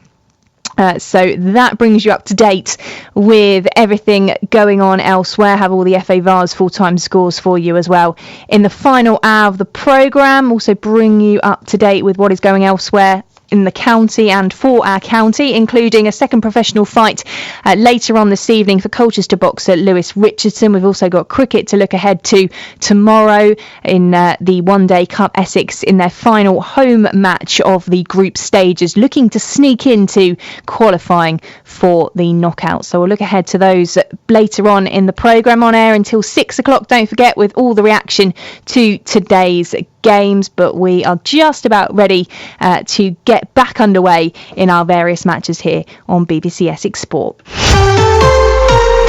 BBC Essex Sport. Afternoon, Chief and Victoria Polly on BBC Essex Sport. Goals have been hard to come by for us in our featured matches. Unfortunately for Colchester United, one's come against them. Barkhazen gets to the goal line, pulls it back, great save by Macy, but it's gone in anyway. Earing with the header. He scored for Walsall against Colchester United last season. He's repeated the act this time round. Macy with the initial save, but couldn't deny Earing. Colchester United 0, Barrow 1. On to Awura Edwards. Edwards to Reid. Reid through the middle. Tavidi onside. Inside the penalty area. Goes for goal when maybe Jack Payne was the better option. Keeper Stanway brings off a near post save. An early goal for the visitors, but the U's pushing for that equaliser. What can they do in the second half? What changes will head coach Danny Cowley look to make? Commentary to come of the second half on 103.5 FM and Freeview 716. As for Southend United, the long trip to Truro, and they're goalless at the break. Boys whipping this in. It's for Scott Morris's head, and it's taken off the line by Bell with his foot. It was aimed at that bottom right corner. Excellent climb from Scott Morris. Well, one man who is moving fast is Truro City's Dominic Fisher, who's got past Goodliff, right side of the penalty area, looks to put it across, man onto it is Law with a shot, and it comes off Coker, it goes over the byline, and there's a corner kick. Scott Morris lifting it towards Hopper, he's made a clever run, takes on the chest, into the penalty area, looks for the shot, and he can't get it away. Ball this one to Johnson Fisher, who shot from distance, always going over the crossbar, but a third shot on goal from Truro City. Can the Blues find a goal in the second half? They're looking to keep their unbeaten start to the National League going. Elsewhere in that division, Braintree Town at home to Yeovil. Goalless at the break, but it's been an entertaining one so far. Lewis Walker misses the target. It was put through beautifully by Fletcher Hubbard, made the run, stayed onside, and Jed Ward was beaten. But Lewis Walker's shot rises high and wide above the corner of post and bar to the left of the goal. Braintree with a free kick, and the ball comes over towards the far post. Lewis Walker heads it across. It's chaos in the 6-yard box. Yeovil just about scramble it clear, and that's the most action we've seen for quite a while, Warren, in this one. There's been a little bit of a stalemate as of yet. Lewis Walker's looked the biggest threat for Braintree. Ball goes in again towards Aidan Francis-Clark, and Jed Ward, the Yeovil goalkeeper, comes out to claim it. Good goalkeeping there from the visiting keeper. But currently, Braintree 0, Yeovil 0 here at Cressing Road. So we're hoping for more goals in the right nets in the second half. Time to choose your match here on BBC Essex Sport. Just about to get underway at Truro. Southend United commentary for you, 95.3 FM, DAB and the BBC Sport website and app. You can listen to updates here on BBC Essex from Cressing Road, Braintree Town taking on Yeovil. There's also commentary on the BBC Sport website and app from our BBC colleagues. And we'll be back on 103.5 FM and Freeview 716 for Colchester United and Barrow in League 2 in the second half. You're listening to BBC Essex and it's 4:01. BBC Essex Sport. Yes, welcome back to the southernmost city in the UK, Truro, just over 30 miles away from Land's End. Just having a look at this. Roger Taylor, the drummer for Queen, was actually brought up in Truro. And it hasn't really been a case of Killer Queen from Southend United as they have been in their last couple of games. But Truro City saying there to them, we will rock you, and that's what they've done. Even dragging them out of shape and really putting pressure on them and limiting Southend to long passes through the field, and only one really good chance for them after 5 minutes. Scott Morris's header from a corner kick cleared off the line, and Truro have had a couple of shots on goal themselves. The players have come out, Southend in their full yellow kits with the blue sleeves, yellow shorts and blue socks. Truro with the red and black striped shirts, black shorts and red socks. Southend left to right, Truro City right to left. Glenn Pennyfather, former Southend United midfielder, watching this one with me, and we were discussing at half time, it's that unknown entity, isn't it? What goes on in that dressing room, what Kevin May is saying, but I'm very curious with your managerial past, what you would be doing in this scenario, in a scenario where this team, who haven't, the only team in National League who haven't scored yet, after there's now 3.5 games, are frustrating you. Yeah, I mean, for a side who's purportedly going for promotion this year, I mean, in the likes of Southend United, Truro City at the moment, who haven't scored a goal, just come up from the National League South, and credit to them, they look far too comfortable for me, so you have to change something. Now, whether that's changing personnel to affect the game, or you change your shape to affect the game, I think something has got to change. Now, it hasn't changed as yet, because we can see because they've just started, but whether a 4-3-3 is an option, that would certainly mix it up and ask a lot more questions of Truro. Scott Morris into Dallas. I'll run through the Southend team. And Dengendy in goal, a back three of Taylor, Goodliff the captain, and Gubbins. Scott Morris on the right wing back, Boys on the left wing back, Houston in front of the defence, Austin and Coker in front of him, with the front two of Dallas and Hopper for Truro. Lavacum in the goal, back three of Oxlade, Chamberlain, Dean and Sanders. Right wing back is Bell, left wing back is Law. Hassani and Anair have Rooney behind them, and it's Johnson, Fisher and Pike, the attacking duo. Well, Southend have had two throws. They've worked their way up Truro's half. A cross is whipped in by Scott Morris, but it's too much for the Southend players to get their head onto as it goes over the byline. Will be a goal kick for Truro, as I say, playing from right to left. Dan Lavacum wearing all green, playing from right to left. Colin and Dengendy in grey. Yeah, poor ball in, wasn't it, by Gus Scott Morris? He had plenty of space, didn't he? I mean, he's whipped a couple of good balls in the first half, which unfortunately Blues couldn't get on the end of that on that occasion. Over the top of everybody and out for a goal kick. And you can tell for the chance that the goalkeepers will have to deal with opposition fans behind them. Throw-in for foul goes against Truro City against Zach Bell on Hussein. Just a little bit behind the ball as Hussein is able to distribute it. Bell on the yellow card, one of two players in the book of Sam Mulhall, the referee. First time for him refereeing Truro. It's his first National League game of the season, and he's having a word with the Welshman now. Yeah, interesting to see. Once that ball broke, it broke to Noor Hussein, who put the ball in the channel. There's lots of space in the channel, but as he's played the ball, you've got Andrew Dallas and Top Hopper both coming towards the ball. I hope they've spoken to each other at half time. If one's coming towards, the second striker should be spinning behind into that space, and there was a lot of space in it. It was a decent ball. I know it's been pulled back for the free kick, but the strikers have got to be doing the right things. Well, just having a look on the sidelines as well here, Glenn. Doesn't seem like there's any indications of early changes. The players all on the bench at the moment. Wayne Andrews been putting the subs through their paces as well. But none of them are out warming up early or anything like that. So it'll be as it is with that 3-5-2 setup. The throw in from Truro finds way to Southend's Gubbins. Hopper into Dallas, and now he's managed to turn and find Coker. Scott Morris with space on this right side. Southend on the attack. Scott Morris shooting, but it always spinning away from goal from distance, and it will be a goal kick. But a second shot of the game from Southend. Yeah, I mean, he just miscued it, didn't he, Gus Scott Morris? I mean, we know from recent history, Gus Scott Morris has only got one thing in his mind when he's in that sort of position. He wants to drop his shoulder, he wants to get his strike, and he's in and around the edge of the box. Just unfortunately on this occasion, he completely miscues it. It comes off the outside of his boot and ends up probably about 30 metres wide of the goal. Scott Morris, Can't 17 goals. No, we were 17 goals last 17 season. 17 goals, and we moan about people not buying the ticket. Well, Gus Scott Morris buys a ticket. There was a chance for Bell following a set pick move from a goal kick for Bell to run through, but it was well tracked actually by the Southend defence. A few calls from the Truro fans around us for a foul, but He says nothing given. Either way, Truro have got a throw in on their far side. Yeah, there's their right wing. bit of a coming together well, wasn't there? And that certainly wasn't a foul. And the referee knew that. He was right on it. He didn't bat eyelid, the referee. So Oxlade Chamberlain. This will be the 4th long throw in for Truro. A long throw in, very much back in fashion in football. Inside the penalty area, Hopper climbing for it. Dallas getting onto the second header. Austin trying to put pressure on, but Truro City went it back through Law. Hassani tries to bring it under control, but Boys will ensure that he hoops it away, and it almost made its way into the hospitality tent on that far side. It will be a Truro throw in, this time inside their own half. Yeah, you can't score from there, as they say. Well, gave it a try. Harry Boy's last goal, 2022, and a 4-2 win for Solihull Moors against Weymouth on the road.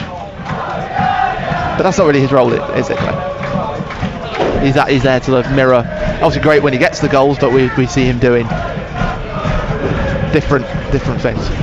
Throw in for Oxlade Chamberlain. He is going long with it. It's actually halfway through Southend's half. Sanders climbed. It's space for Raquel Pike to attempt a shot, but a foul has been given away by Truro in the process. Sarcastic cheers as the ball bobbles into the back of Ndengendi's net, but play had been stopped. And it will be a restart for Southend. No goals between Truro and Southend, and we're into the 51st minute at the Truro City Stadium. Yeah, I think it's just a little tug, wasn't it, on Ben Goodliff by the Truro attacker. Referee on the spot again. Had a decent game so far. I think the referee hasn't done hasn't annoyed us. This is rare stuff. Yeah. Still early days, Glenn. Oh yeah, I've tempted fate there. You really have. It's a brave move from Glenn Pennyfather. Yeah. Well, Sam Mulhall, you had 12 games in the National League last season, 63 yellow cards, 1 red, had 2 Southend United games in there. Last game was I was about to say the 2-2 draw between Forest Green Rovers and Southend, but every game was a 2-2 draw. I think it was the one in March. Anyway, Southend drifting the ball out to the right side and into Truro's half. Dallas hugging the right wing to Scott Morris, who's inside. Wanted to thread it into Dallas, but has to go back to Taylor, who's put in a much higher press on. Hussein, it's a Goodliff who's in the centre circle. Gubbins on his left. Boys in front of him. So has to lift it to Hopper, who's drifted across and tries to touch it first time into Boys, but it's read by Bell, who clears it away for Truro. In the end, it's Raquel Pike who's having a bit of a battle to keep the ball, and Kevin Mayer's out of his seat because Hussein went in to get onto a loose ball from Raquel Pike, who some would say jumped in for that one. Kevin Mayer certainly thought so, and he thinks the referee should have said something. Glenn? Did you know what? I thought it was a ball there to be won. You know, the lad from Truro went in to win it. Noor has tried to lift it over him. He's tried to be cute with it, and the boys won the ball and gone through Noor. To be honest, I didn't think there was a lot wrong with that. Noor goes to ground and goes to win the ball, then he might have come out with it the other side. It was just a little bit more of a determination, should we say, from the Truro player on that occasion. Another stoppage. We look for a ball. 4th official, James Hooper. It's onto that one. I mean, there's enough space around the pitch, and I would have thought they'd find one somewhere, but that's the trouble. There's too much space, isn't it? I imagine they lose. They get lost. They lose a huge amount of balls around here. I mean, there's lots of hills as well, so poor boys will be doing lots of miles. Meanwhile, there's another long throw-in for Truro in this second half. This is the third one now in the first 7 minutes of the second half. Also, Chamberlain midway through Southend's half of the pitch on the far side. He'll launch it again, aiming for the head of Sanders. It's a bit messy, but Hopper keeps his composure to clear it away, only as far as Oxlade Chamberlain, but Boy's able to get a touch for it first for Southend, and maybe that was a chance to counter there. I mean, he decides to get a step back, and Gubbins launch it forward. Yeah, he had 3 players ahead of him, but they were all cut off. Goodliff pushing it towards Hopper, came off his back from Sanders, and it goes up for another throw. It's just so scrappy, isn't it? Blues just can't get a foothold in the game to get their passing game going, and even that ball there, everything's a fight ball having to be thrown up to Hopper and Dallas, and it's you know, the deliveries up to them are, as I say, a real fight balls, and they're finding it very, very difficult to get themselves into the game. Maybe a bit something to work here. Johnson Fisher with the ball inside the penalty area, but has it taken off him by Goodliff, and Hussein has to go the long way round Bell in order to work some space, and Austin and Goodliff ensure it's cleared away. Dallas does well to stay on his feet inside his own half and on the halfway line. Now Scott Morris on the right, still 0-0 in Cornwall. Hopper ahead of him. Here's Taylor. Scott Morris still ahead of the right centre back. A little deflection off a Truro man, takes a spin, but Houston decides safety is best. And back to Ndengendi. Just thought Tom Hopper could have just held his run, ducked in behind him rather than fighting across the front, because the player can see, the centre half can see him and the ball right the way across that run. Just held his run up a little bit and ducked in behind him. Now the player's got a problem. Does he look at Tom Hopper? Does he look at the ball? But at least he would have caused him a few more problems than he actually did. Taylor gets his head up. He wanted a run from Hopper. He thought he was going to get one, but he saw he was in an offside position. Johnson Fisher's put an elbow into Taylor as he climbed to take a high ball from his left back Law. Taylor holding his nose at the moment, and Campbell Hall standing over him. Johnson Fisher contesting for the ball as it was high down that left wing, and Taylor's on his haunches now, and now John Gowans comes out onto the pitch to take a look, but looks like he's just... Sky might have got a little bit dizzy at that time. That's exactly the same as what I said. You remember when I said Noor Hussein played that ball and they're both coming forward? That's what happened again there. Harry Taylor, there's loads of space in that channel. You see that space in the channel, Warren, that Harry Taylor's played the ball in just before he got hit. Both players got caught coming towards the ball again. Andrew Dallas and Topov are doing the same thing. So for this, Johnson Fisher has picked up a yellow card, the third yellow card for Truro this afternoon, and Taylor is off the pitch on this near side with John Gowans, just because it was an injury to the head. Just has to make sure that he's okay to continue. 30 seconds still, is it? I think so. But it starts off with a free kick for Southend, just inside their own half on their right wing in the channel, this near side. There'll be Scott Morris to put this one forward. Goodlift's gone up, as is Gubbins. Gubbins is back. With only 10 men on the pitch for them right now as Taylor waits. Scott Morris gets the call from the referee to be allowed to take his free kick, aimed from right to left. You only find Truro's Bell. Yeah, I don't know what... Hussein takes it under control and decides again to go back to the keeper. Safest place to be. There'll be frustration from the Southend fans to my right as we wait for Taylor to be allowed to come back in. Scott Morris again out to that left side. Goodlift has stayed up, got a head onto it against Oxlade-Chamberlain. The ball goes over the byline. It is a corner kick, and Taylor's allowed back on, and a good time for him to come on. Third corner kick of the game for Southend. It'll be from their left wing on the far side. Yeah, it was a better ball on that occasion from Gus Scott Morris, because the free kick, I don't know what anybody would have done with that, even if they'd have headed it. It was so far wide. I mean, he completely miscued the free kick, and in the end it gets recycled and he has another opportunity to put it in. It's a decent ball. Ben Goodlift challenging him for it, and it eventually goes out for this corner. This is where Blues have looked most likely to break the deadlock. There'll be Ollie Coker with his right foot. It will swing towards the goal. Couple of substitutes warming up to his left, to his right I should say, Charlie Kendall and Slavi Sparzov. Yeah, I think with the amount of time what we got coming up to 60 minutes, not far off 60 minutes gone, makes sense. So referee has just gone over to John Askey, the manager of Truro. I think he's had a yellow card. He's said something to the lines and the fourth official. I think it was something to do with the corner. He didn't feel it was a corner off Ben Goodlift, but sometimes you've seen this in football where possibly you don't think it's a corner and suddenly the opposition get the goal. So corner kick to come for Southend, still goalless.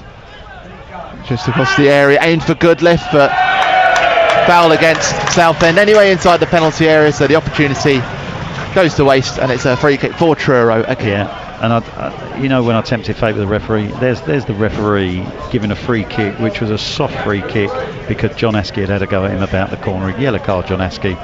Human nature. I'll give you something back now, and that's what he's done. It's a soft free kick. Didn't look like a push to me, but he's given it, and they get the chance to clear the ball. Leon Parallon and James Mawson have joined Kendall and Sparzov in warming up. From the goal kick from Truro, Goodlift wins it thunderously, but Southend not able to build from it. Raquel Pike draws the ire of the referee for challenging against Gubbins too much, and a foul goes against Truro. They're 8th of the game and second of this half.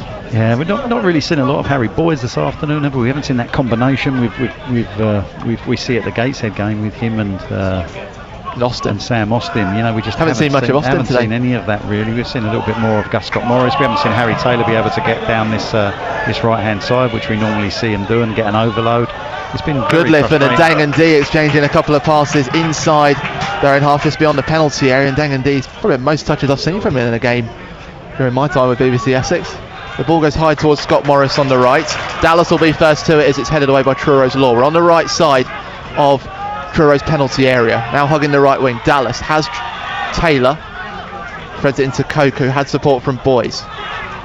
Taylor trying to take it off of Johnson Fisher, which he's able to, but then Boys' attempted help helps Truro out, and Johnson Fisher can't release it though to Hassani, and Goodliff ends up putting it all the way back to Ndengendi, and it's a comedy of errors really. Yeah, absolutely. But that was good from Andrew Dallas though. That long ball played. It's something obviously Blues have worked on into Gus Scott Morris's long run. He doesn't win the first header, but Blues pick up the second ball in the final third. That was better. Goodliff has spotted a run from Hopper, but is unable to find him as Law for Truro intercepts the pass.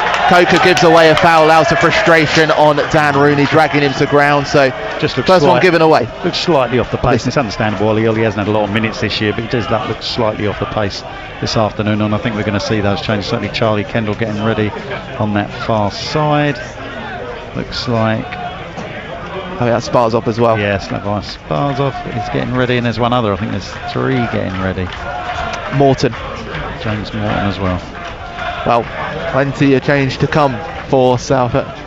Meanwhile, the free kick from Truro from left to right, aimed towards Raquel Pike. Hopper and Gus St. Morris and Hussein try to get it away. Taylor and Austin as well. And then eventually Boys clears, but it comes off the back of Zach Bell, and it will be a throw-in for Southend in line with their own penalty area on the far side.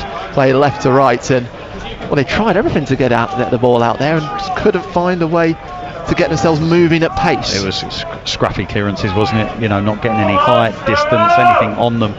Very miscuing their clearances, and it allowed Truro to keep the ball alive in that final third. Now, when the ball went out for a throw-in for Southend inside Truro's half, Mayer immediately popping out to Dallas. Obviously, he wants them to get a bit more pace, an injection of it back into their play. Darren Curry did as well. Darren Curry got the ball out, looking to quicken up the tempo, and Blue slowed it down again. They've moved it from left to right.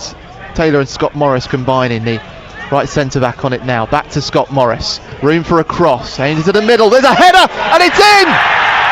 But it's an offside flag goes up against them.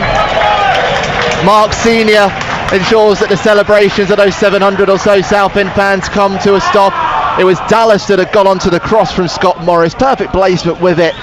And as it guided into the bottom left corner, the Southend hands went up, but immediately they would look over to the assistant Mark Senior, who had his ominous flag up, and it remains Truro City 0, Southend United 0. Yeah, it went up straight away. Warren, I was watching the official as the ball got whipped in by Gus Scott Morris. It was a great ball, it was a decent run, good header, a good goal, but offside. It was straight up. It wasn't any hesitation from the assistant referee. Well, meanwhile, from built from the back, Truro, Southend have managed to get it back. And Scott Morris moving it towards Dallas on that right wing, who we can say has hit the back of the net for Southend, but was ruled out for offside. Cuts inside, now into the penalty area again. He's put it to Scott Morris. There's a couple of deflections, and there is a goal this time. A look over to the official. The flag doesn't go up, and the man wheeling away is Sam Austin. A bit of pinball in the penalty area, but Sam Austin's accuracy awesome in there, and he buries it into the roof of the net in front of those jubilant Southend fans who can now sing in the Cornish sunshine because they have the lead just after the hour. Truro City 0, Southend United 1. Yeah, full credit to Andrew Dallas down this right hand side. At last the ball fell to Blues in the penalty area. Andrew Dallas done so well. He dropped his shoulder, he stood the boy up on the edge of the box, slowed the defender down, and then quickened up again, went past him just inside the penalty area on the right hand side, pulled the ball back to Gus Scott Morris, who I'm not quite sure if he mishit the shot or he did catch it cleanly, but it ricocheted in and around the 6-yard box, and it was Sam Austin who was the first to react to the ball to slam it into the roof of the net to give Blues the lead. They have had one or two opportunities from crosses in this game where balls just haven't fallen from. They've got them into decent positions, but they'll take that all day long to give them the lead. Well, Sam Austin had become a bit of a ghost in that first half, hadn't he, for Southend United? We haven't mentioned his name a lot, but the thing about ghosts is that they can certainly haunt you, and that's exactly what he's done to Truro City here, giving Southend United the lead with only their third shot on goal in the game. Yeah, we're still going to see the triple change. Is that Leon Parallon as well? So we've got somebody's hiding behind the assistant there's a couple. referee. I see Leon Parallon. Yeah, it's Charlie Kendall. Charlie Kendall. I think it's James Morton. So Yeah, it is 3 James changes to come for Southend. First one is James Morton. Heavy thinking way is Noor Hussein. You suspect that is with certainly Hartlepool in mind. Well, I don't think Noor's had a rest this season, has he? No, he hasn't been rotated, Noor. No. So first substitution, James Morton coming on in place of Noor Hussein. Second substitution is Hopper off in place of Charlie Kendall.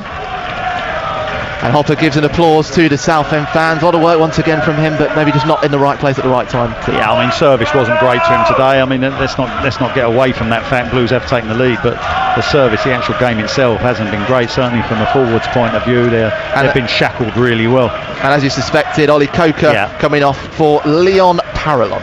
Yeah, he needs minutes, doesn't he, Ollie? He needs to be playing some football. It would have done him the world of good to get those sort of 70 minutes or so into his legs, or 65 minutes, into his legs. So it's good to see Leon Parallon. We haven't seen him for a while, Warren. So it's good to see Leon.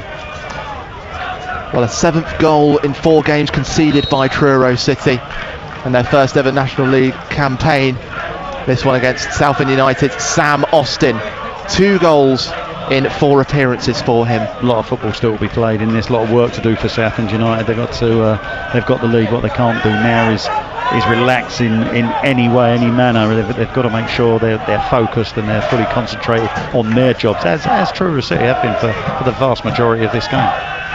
Just to talk you through where the substitutes have slotted in. So it's basically been like for like changes. But Truro City's Oxlade-Chamberlain has come in, stolen the ball off Southend. He tried to thread it into Johnson Fisher. Good lift there to take it off. In Morton's first touch, he's been put under pressure by Enea.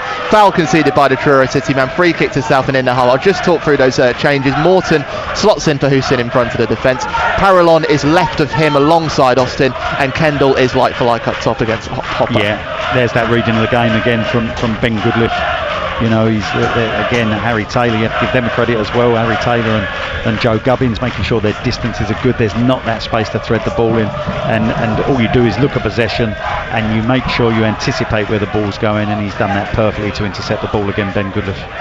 From the free kick, Southend tried to create something on the left, but it's eventually cleared away by Sam Sanders. Johnson Fisher chasing the long clearance down, but put under pressure by Taylor, and Southend's Goodliff once again reading the game plan, and once again there. Yeah, good work as well by Harry Taylor. He made sure he chased the lad Johnson Fisher down, didn't allow him a free run into this left-hand channel. He's tried to chop the ball back inside Johnson Fisher. Harry Taylor's actually kind of half slipped over, and it's Ben Goodliff has come in with the challenge, as we see some changes coming up for Truro. A triple change for the hosts as well. So first change will be Nirak Hassani coming off, and on in his place is Jack Taylor. Another change has come in as well, which is the number 9 Tyler Harvey. That's often playing with Raquel Pike, another figure who's probably been frustrated more than anything today. And then one more change has seen Tyler Love Holmes come on for Truro, with Will Dean, the captain of Truro. No, Zach Bell. Was Zach Bell coming off? Yeah, he was the first player to come off the pitch. Well, Truro tried to build something here. Let's pop over to Braintree again. We've seen a goal here for Southend against Truro City, 360 miles away at Cressing Road. Angus Patterson, what's the latest?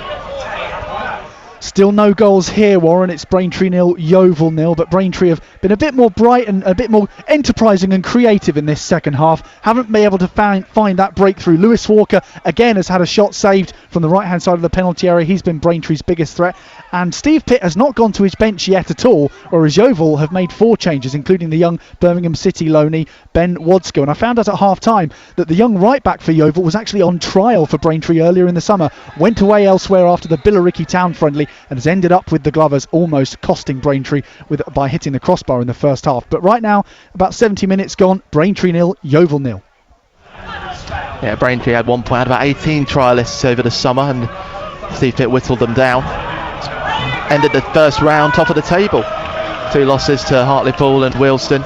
Saw them drop down 11th at the moment, still in the top half, and hoping they can leapfrog Yeovil with a win today. But Southend, they were 4th coming in today. looking to put pressure on. Looking at Hartlepool as well, with leading Woking 2-0 at half time, and they're visitors on Bank Holiday Monday. They'll certainly want to make the statement here in Cornwall. Meanwhile, Truro City giving possession away inside Southend's half. Parallon wanted to thread through the midfielders into Kendall, but no way through, and Lavercombe able to throw it for Truro. Oxlade-Chamberlain into Taylor. So for Truro, let's see what the changes are, if that's changed their formation at all. It looks very much the same as it was, with Taylor, Love Holmes slotting into that right wing back position where Zach Bell was. We've had Taylor coming in, Jack Taylor in for Lirat Hassani. He goes alongside Enea, and then the other change was up top with Harvey, the top scorer last season in the National League South for Truro, leading the line alongside Johnson Fisher. Raquel Pike cutting a frustrated figure for the Tinners. That would be good news for Southend, who are singing away to our right. Yep, I mean, it gets said so often, doesn't it, in football, goals do change games, and I said it, I think, just prior to half time, the fact that it would have changed the complexion of the game if that Scott Morris header would have gone in, and now it's going to change the complexion of this game. You can see Blues have kind of got a spring in their step. Parallon has put in some sharp feet, and he's won the ball off Truro inside their final third. He's going up against Love Holmes, spreads it into Boy, space for him on that far wing on the left. Parallon gets it back, had room for the cross if he wanted to. It said Boys has a go, whips it across, comes off the chest of Truro's captain Dean, and eventually cleared away by Love Holmes. Only as far as Southend's Taylor. And here's a bit of room for Dallas. Has to turn with his back to goal and find Boys. Dallas gets it back, decides to cut back around a tackle, and a foul goes against Dan Rooney, who holds his hands to his head and puts his head into his body in frustration. I thought he was going to get a yellow card. It's just the spray for the referee, and a free kick in a dangerous area here for Southend. Invaluable work from Harry Taylor, because that ball's been cleared, and it's been cleared. They've left the two lads up front, and it's Johnson Fisher who's trying to get to the ball, but Harry Taylor is alive. That's when you've got to be concentrated as a defender, and Paul Clark will be able to talk you through it a lot better than I would, but as a defender, that's when you're at your most concentrated. You're in possession. You've got to make sure everybody's organised, everybody's marked down, because then you recycle the ball. Exactly what Harry Taylor did on that occasion, and what it did, he played the ball straight back into the front lads, and in the end the Blues get a free kick in a dangerous area. So Scott Morris and Boys standing over this one. 70 minutes played. Truro City 0, Southend United 1 on BBC Essex, 95.3 FM DAB and the BBC Sport website. Warren Muggleton and former Blues midfielder Glenn Pennyfather with you at the Truro City Stadium. So Scott Morris has taken a few steps back, as if he's lining up a right-footed shot. Boys standing to the right of the ball. Don't look 10 to me. 3-man wall in front of him. Scott Morris steps up, shoots, punched away by the goalkeeper to his right into that left corner. It will go out for a corner kick. Scott Morris, it was spinning deftly into that bottom left corner, and Lan Lavercombe had to be there for Truro. Oh, you can ask, isn't it? You hit the target. It's a decent strike by Gus Scott Morris, and it's an equally good save from Dan Lavercombe in the goal for Truro. Great save out for a corner for Blues. Looked dangerous from set plays. This will be Harry Boys to take this one. Left-footed, it will swing away from the goal from that left corner on the far side. Boys aiming for the far post where Gubbins, and Goodliff is waiting. Goodliff climbing for the header, but can't guide it inside the right upright. Bobbles to the right. There will be a goal kick for Truro City, who are lining up a substitution. Yeah, seemed to get in each other's way, didn't they? I mean, he was backpedaling. Joe Gubbins was coming onto it. Ben Goodliff was backing off to try and get it, and in the end, I think it was Goodliff who actually got the touch. Now, wouldn't get any purchase on the header, and it goes tamely wide for a goal kick. But you're right, they are making another change, and it's the dangerous, I thought. Dom Johnson Fisher looks like he's going to go off. It is Ben Starkey who will come on in his place. Ben Starkey, one of those who joined this summer, joined from Harborough. Got an assist in the National League Cup win for Truro over Southampton 3-2. Started in the loss against Tamworth, a Tanzanian international. Yeah, Blues will be happy to see the back of Johnson Fisher. I think both front lads, especially Johnson Fisher, looked a threat purely with their athleticism and their pace. You know, they didn't get too many opportunities to finish. However, they was always had to be dealt with by Blues, and they'll have easier afternoon, Southend United defenders. Boys and Parallon win the ball off Truro just inside the Tinners half, and Morton credit to Scott Morris. Thought we were going to spread out to Austin, but Parallon was in the middle. Now the scorer, Austin, has it, hugging the right wing into Scott Morris. First time to Parallon, creates some space. Can't get this shot away though. All taken off his boot, but still edge of the penalty area. Falls to Morton in the middle of the Truro half. Austin on the right. Scott Morris whips it into the 6-yard box. Eventually comes off the substitute Love Holmes for Truro. And it will be another corner kick for Southend, this time from the right on this near side. Yeah, and they've got a little, you can see, I mean, we did speak to BBC Cornwall, didn't we? And you can see now, I mean, what are we? We're 75 minutes in, they are beginning to tire. They're not as sharp with their movements, Cornwall. They don't want to attempt too much, Truro, sorry. And, they've gone a little bit ragged as well since the changes. Boys with an in-swinger, aim for Goodliff! Cleared off the line again by Truro. Second time they've done that in this game. Goodliff had no competition for that one as he looked for his first goal of the season, but the Tinners clear it off their line, and now their defence is shaking.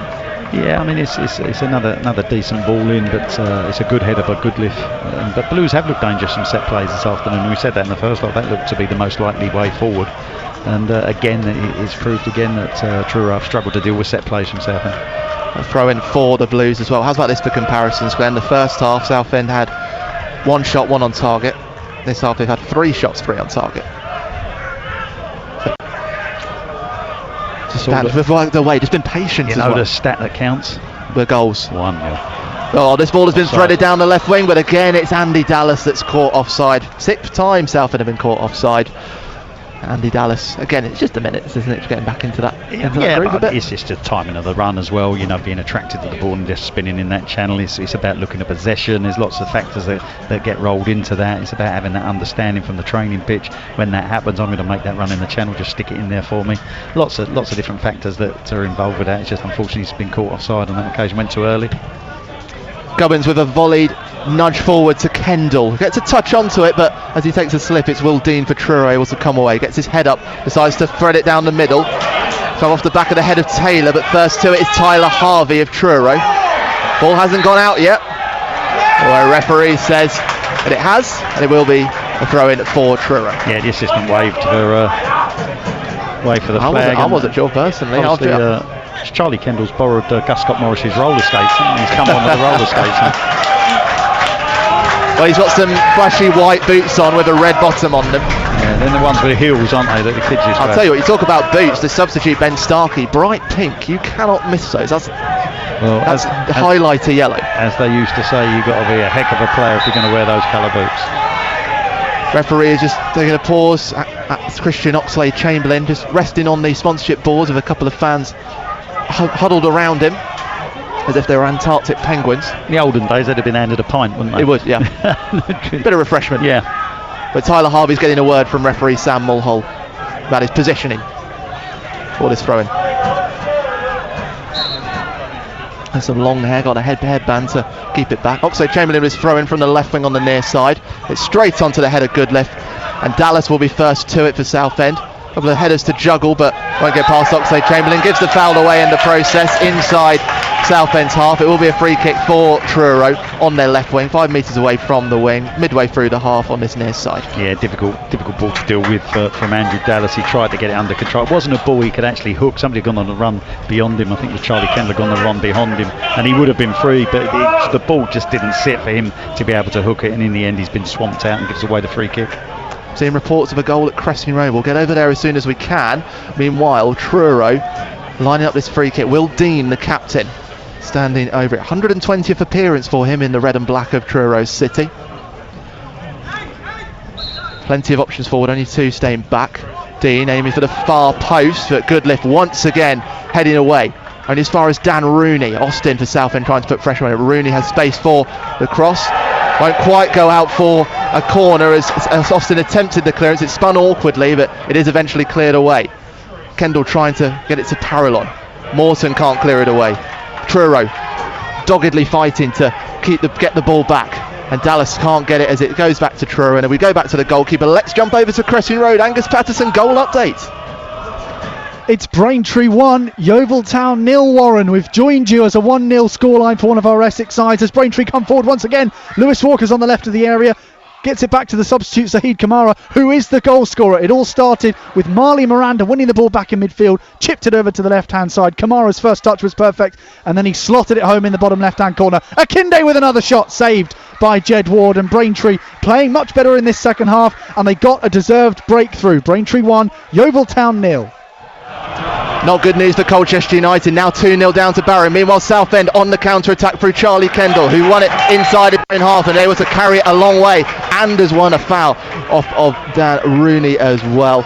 Brilliant from Charlie Kendall. Glenn, just what you want to see from Yeah, absolutely, but they're going to get more spaces now, Kendall and Andrew Dallas and Blues Breakham. They've got to be careful, they've got to be disciplined as well. Remember, it's only 1 goal up, but what's happening now, they are investing more players forward and leaving players forward as well as they try to get back in this game.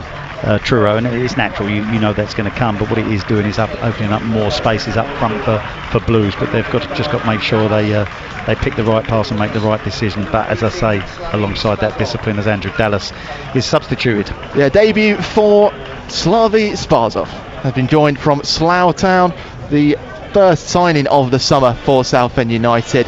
Very impressive haul for him in National League South last season.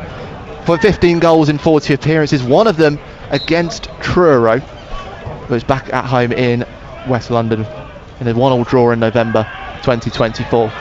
It'll be exciting to see what he can bring. Yeah, absolutely. It's going to be good to see Slavi. Not seen him play yet, so it's going to be interesting. Southend conceded a foul inside Truro's penalty area, so that was free Slavi. Kick for the home side. It wasn't. Slavi pushing one of the defenders Maybe over. some jitters. The long kick won by the head of Southend's Gubbins, and now it's Southend finding those loose balls, those second balls. They tried to find Sparzov, but muscled off it by Oxlade-Chamberlain. Ends up giving the throw-in away for the Tinners on their right wing on the far side. Great atmosphere here as well. Sun is continuing to shine brightly in Cornwall as well. A few clouds rolling over the skies, and he's rolling Cornish Hills. We've got a wonderful vantage point, 33 miles or so from Land's End. Truro trying to create, but Sam Austin pushing it back. Parallon trying to bring it to ground, but Truro winning possession back inside Southend's half. Some clever feet from Starkey to create some room. It's threaded into the penalty area, but cleared away by the men in yellow Southend. That slip from Starkey as he tried to put pressure on Boys and gets a nutmeg for his troubles. And Boys able to clear, looking for Kendall. Lovely play by Boys, wasn't it? Cleared by the Truro defence, but only as far as Sparzov, and himself and Kendall winning a foul off the Tinners and getting a free kick 5 metres away from the left wing on the far side, not far away from Kevin Mayer and Darren Curry. Calm as you like, wasn't he, Harry Boys? I'll just have another touch, and I am last man. I've got possession of the ball, and I'm going to roll it through your legs. That's exactly what he did, and then cleared the ball up front, and Blues end up getting a free kick just inside the Truro half. As I say, the substitution being made, it is Yassen Enneya making his way off. Fraudulent slip from the announcer there. That's what everybody was laughing at. On in his place will be Luke Jeffcott wearing number 15. That's the 5th substitution for the Tinners. Southend trying to play it short for Parallon on that left wing. Going up to 8 minutes to go of normal time. Still Truro City 0, Southend United 1, and they are pushing for that second goal to get that cushion, aren't they? Yeah, I mean, it's always good to get the cushion. I mean, Kevin Mayer will be talking about a clean sheet. That's all the important thing. As Leon Parallon this time? Goodness no. You would get them together, wouldn't you? And make sure that they get the right footwear on. The amount of Blues players that have slipped over this afternoon is too much, to be perfectly honest. It's annoying, the fact that if he hadn't slipped over, he might well have got him behind. Yeah, tough condition for them to deal with in that regard. Sparzov trying to win a foul off Oxlade-Chamberlain again as ball was brought down by Morton, but as the ball is eventually brought to ground, it's Gubbins who's able to clear away, but in the process a foul was conceded as the Truro midfielder Dan Rooney tried to advance through the middle of the yellow wall at the moment, and free kick conceded. He ran off Leon Parallon's shoulder. Actually, Leon Parallon was ball watching, and he ran off his shoulder. He's the one that picked up the second ball where Leon should have been favourite for that, and in the end he's burst through and he's had to be fouled, otherwise he would have made some good strides forward. So Will Dean lining this one up once again. BBC Essex for you, but in Cornwall for Truro City in Southend United, with the Blues leading 1-0. Braintree leading Yeovil 1-0. Colchester 2-0 down at home against Barrow. Tyler Love Holmes runs away from the ball as it's played from right to left, and Gubbins has to put it over the byline.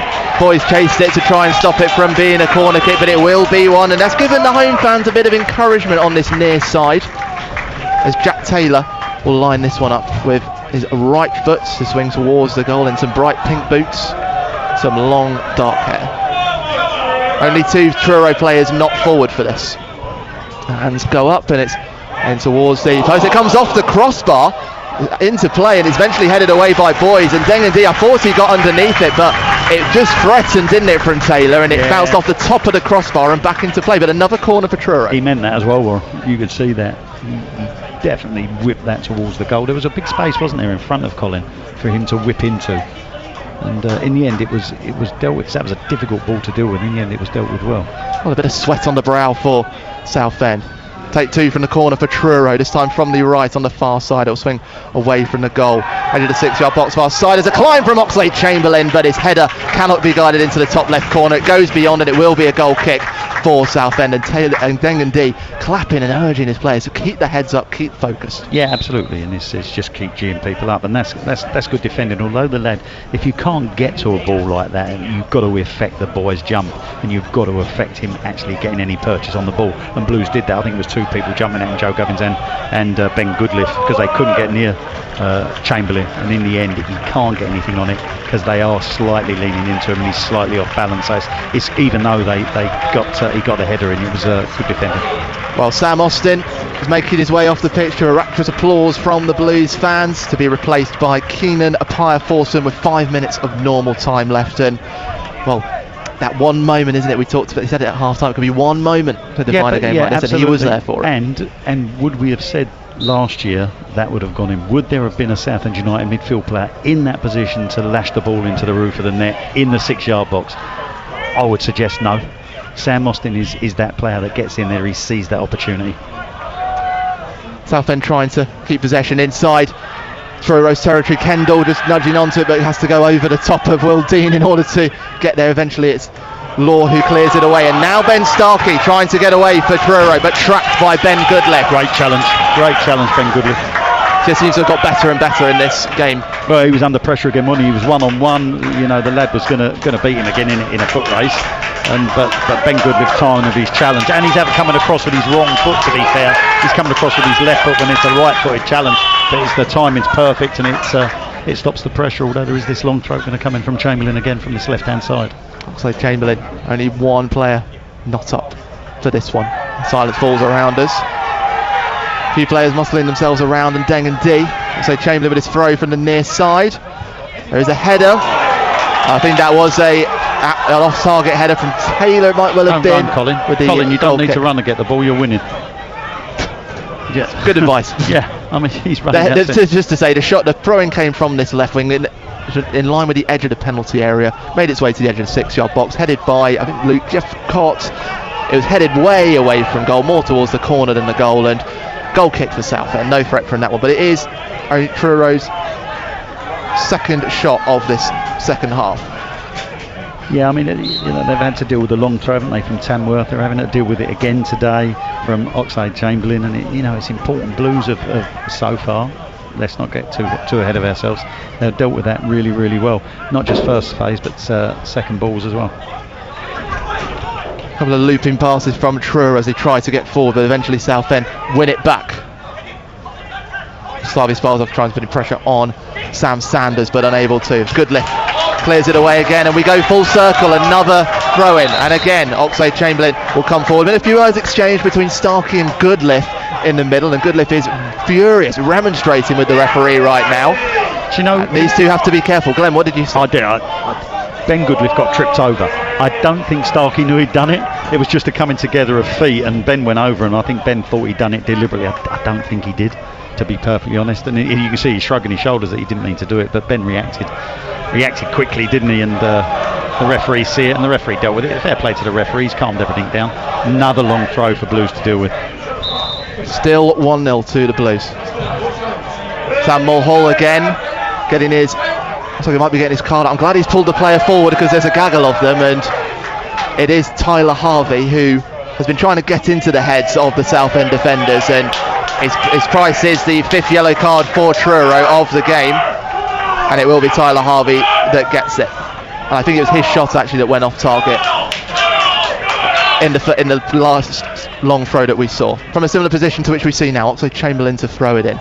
Edge of the 6-yard box. The punch away from Ndeng and D with confidence. The touch is heavy from the Truro attacker, but Kapaya Force able to get there. And now Kendall. And now it might be 3-on-2 for Southend if they can get it right. Kendall stays on his feet. Has to run a Parallon. Sparzos on the left. A chance to score. He puts it across to Parallon. Can he shoot? He can't get the shot away as Truro throw themselves at the ball to stop the number 19 for Southend getting a shot which could have been goal number 2, but not to be for Leon Parallon. Yeah, super break, wasn't it, between Kendall, Sparzos and Leon Parallon. And Leon Parallon, what he did, he's taken the first touch with his right foot.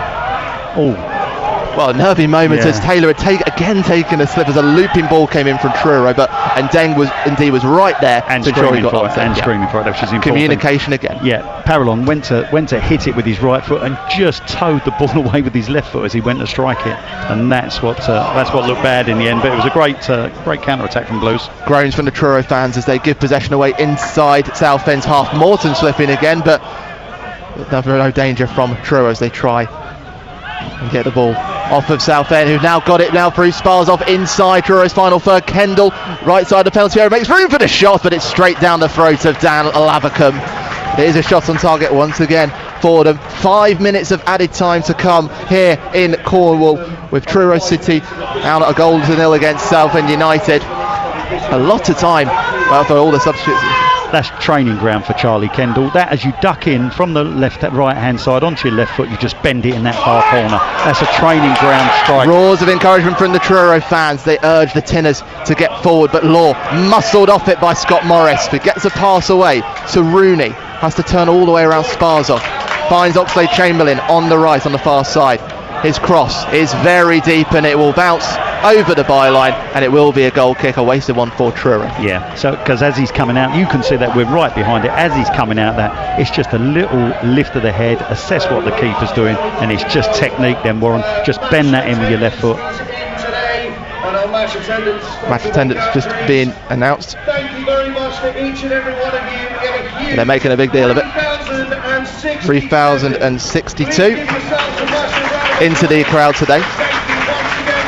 We said over 700 Southend travelling fans. I expect we'll find that number out later, but it has been probably the biggest attendance that Truro have had at this, one of the biggest at this ground. They had more than that against York City in their opening home game, but Southend making themselves known as they always do. Looks more than that as well. It does. And I think we was told York only bought 300 and something. Yeah, I think it's because we're right on top of the action here. This is, believe it or not, this is not the smallest ground that Southend have played a league match against. They had this is the 4th smallest ground they've played, with Brackley Town to come in the middle of February. That's 3,500 capacity. Smallest ever was when Southend played Trowbridge Town in the first round of the FA Cup in 1957. 2,000 capacity at that one. Southend trying to, under a bit of pressure here as Ryan Law has picked up the ball. He tried to put it into a dangerous area. It goes behind the attacker Ben Starkey. Few calls as Morton put a late tackle in. But meanwhile, Tyler Love Holmes into the penalty area, trying to weave away round boys, but he gets support from Slavi Sparzov, and it's cleared away by the number 33 for Southend. It will be a throw-in for Southend. Looks like must have taken a deflection off of Love Holmes, but again, Scott Morris thought he got away, but there was a chance for Truro there as we approach midway points of this 5 minutes at a time. And it was the umpteenth player that slipped over. James Morton this time, slipping over in a really dangerous position right on the edge of his own box, relinquishing possession, and that allowed Truro to go down that right hand side. If I was Kevin Mayer, I'd be fuming with stuff like that, because it could cost you. Still just over 2 minutes to go. Truro City 0, Southend United 1. This National League clash. Rooney for Truro on his halfway line. Space to find Dean, the captain. Sanders to Taylor, who's on his left wing on his near side. Appiah Forson trying to put pressure on him. This is the press again. Glenn and Kendall putting that on Sanders. As his high ball, and he finds Scott Morris. Appiah Forson has hands all over him from Jack Taylor. And it works his way back for Truro, who they're trying to spot an opportunity inside this Southend defence. Now it's Oxlade-Chamberlain hugging the right wing on the far side. Out to Dean, puts a cross in but only onto Gubbins' head. It comes off of Kendall's body, holds it up, and now Boys into Parallon. Chance to counter again for Southend. Wants to get the timing right, but the pass just misplaced, and Kendall shut out by Taylor and Dean, who has it for Truro now on this left side. Again, Charlie Kelly, we heard me talk about this, I think at Gateshead. He's got to spin off the shoulder the other way, and what it does, the defender cannot see you and the ball. If you run across the face of the ball, he's seeing the ball and you. Makes life easy. There's a header into the middle from Tyler Harvey, but there's a foul as a push in the back from Harvey against Taylor as he tried to put it into a dangerous area. Free kick for Southend, and I expect that Ndengendi's going to take his time. Yeah, and now if Charlie Kendall spins out left side off the shoulder, back shoulder of the centre half, Warren, the centre half, if he goes with him, it opens up the middle of the pitch for Liam Parallon to say thank you very much. It's the parting of the sea for him. As what he's done, he's closed everything down, Charlie Kendall, and Liam Parallon's made the choice to pick the pass out. Easily picked off by defenders. Again, on the training ground, it's just repetition on the training ground, understanding that movement when those positions arise. Into the last 30 seconds, the Southend leading Truro City 1-0 here on BBC Essex. And Ndengendi with the goal kick straight down the middle of Truro. Ball is loose as far as I've tried to get there, but Sanders there first for the Tinners. His clearance only as far as Southend's Harry Boys. He's headed back, and Boys straight back up on his feet to take it away from Love Holmes and have some really sharp feet to get it away from two Truro defenders. I don't know how he managed that. It was like a Harry Houdini there. Could have been renamed for that one. Goodliff decides to launch it forwards. He had a shot with seconds left because he knows that the full-time whistle was close, and Southend get the job done in Cornwall with a 1-0 win. Sam Austin scoring in what was a scrappy moment in the penalty area to bury it into the roof of the net in front of the Southend fans. His second goal in 4 games. And a historic day for Southend United on their first ever match against a Cornish side in the league. They go 4 unbeaten to start their campaign for the first time in 16 years. 4 consecutive clean sheets to start for the first time in 48 years. A superb first opening 4 games of the season for Southend United, but they had to work today against a battling Truro City side. At full time in Cornwall, Truro City 0, Southend United 1. Glenn Pennyfather. I mean, we were at half time, we were a bit slumped in our chairs thinking we hadn't seen a really great game, but it just takes one moment, doesn't it? And Sam Austin was there. Yeah, I think you hit the nail on the head when you said Southend United got the job done. You know, listen, if you're going to be successful in leagues, whatever league you're in, you have to come to places like this, you have to roll your sleeves up and you have to battle, and that's what they've done today. Was it a game for the purists? No. Was it frustrating? Absolutely. And you have to take your hat off to Truro, because they frustrated Southend, especially in that opening 45 minutes. The goal changed it. He made changes, John Askey, and they went a bit ragged.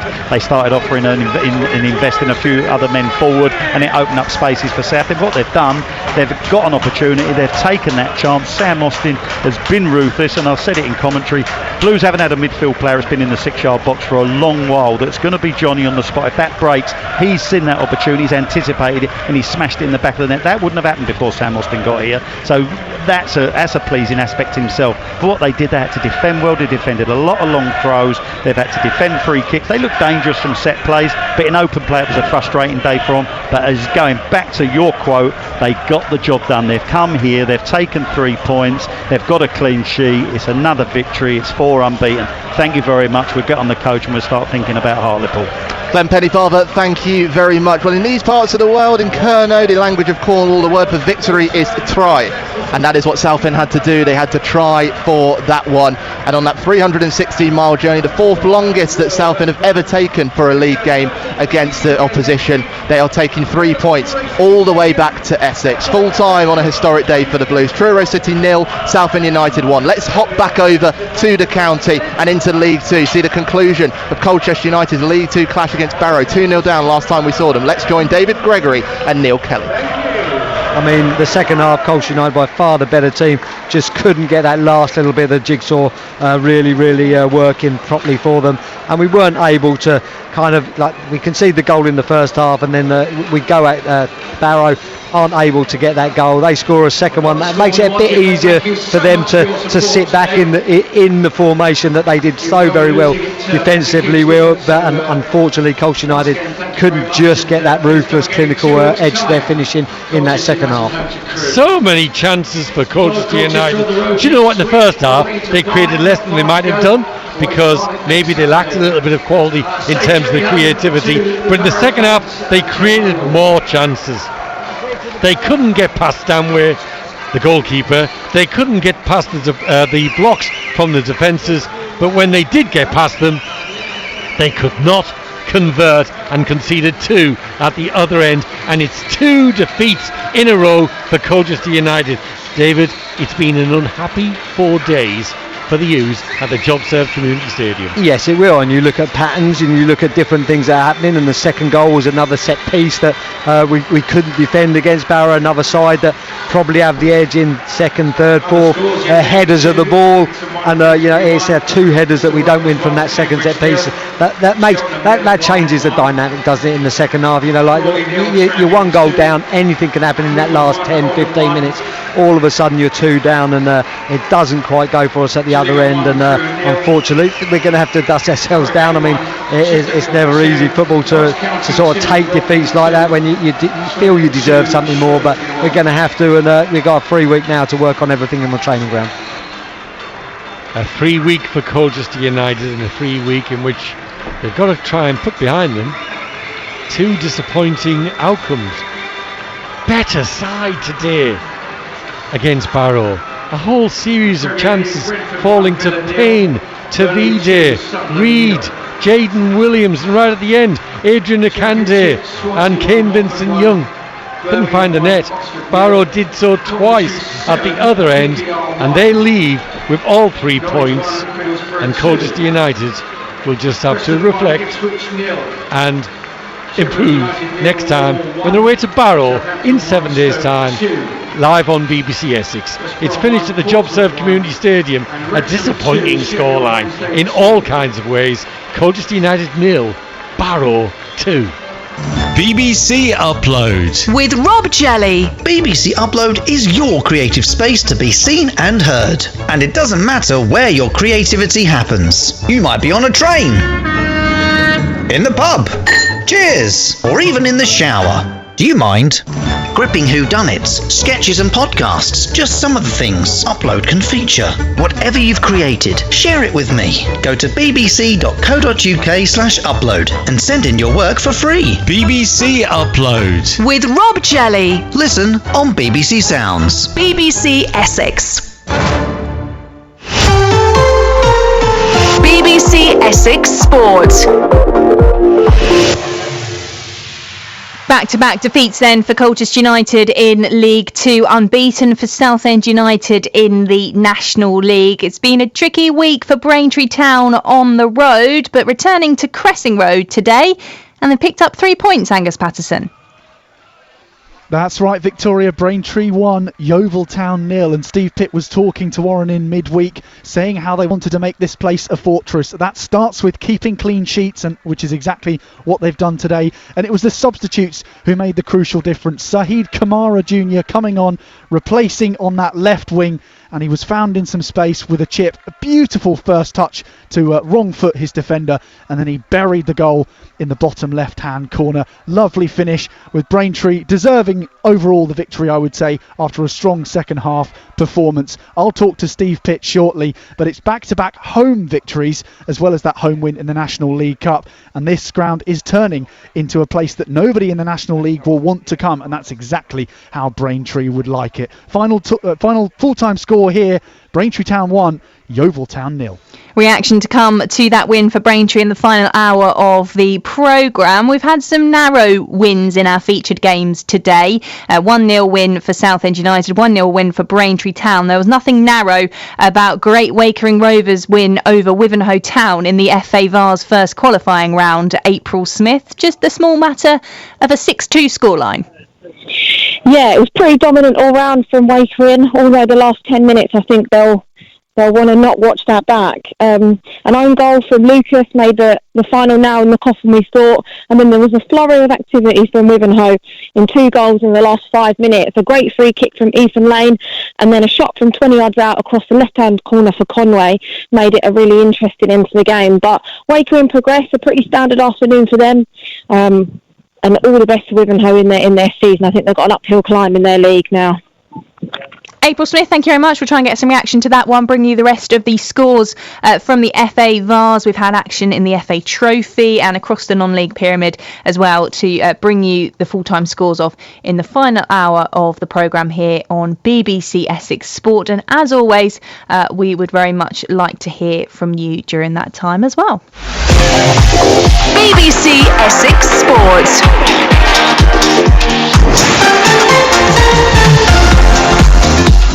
Hello to you from Victoria Polly on BBC Essex Sport until 6 p.m, rounding up all the action for you across the county, bringing you all the scores, interviews and analysis from our featured games, including from the Community Stadium, where it's back-to-back League 2 defeats for Colchester United. Barkhazen gets to the goal line, pulls it back, great save by Mercy, but it's gone by Macy, but it's gone in anywhere. Earing with the header. He scored for Walsall against Colchester United last season. He's repeated the act this time round. Macy with the initial save, but couldn't deny Earing.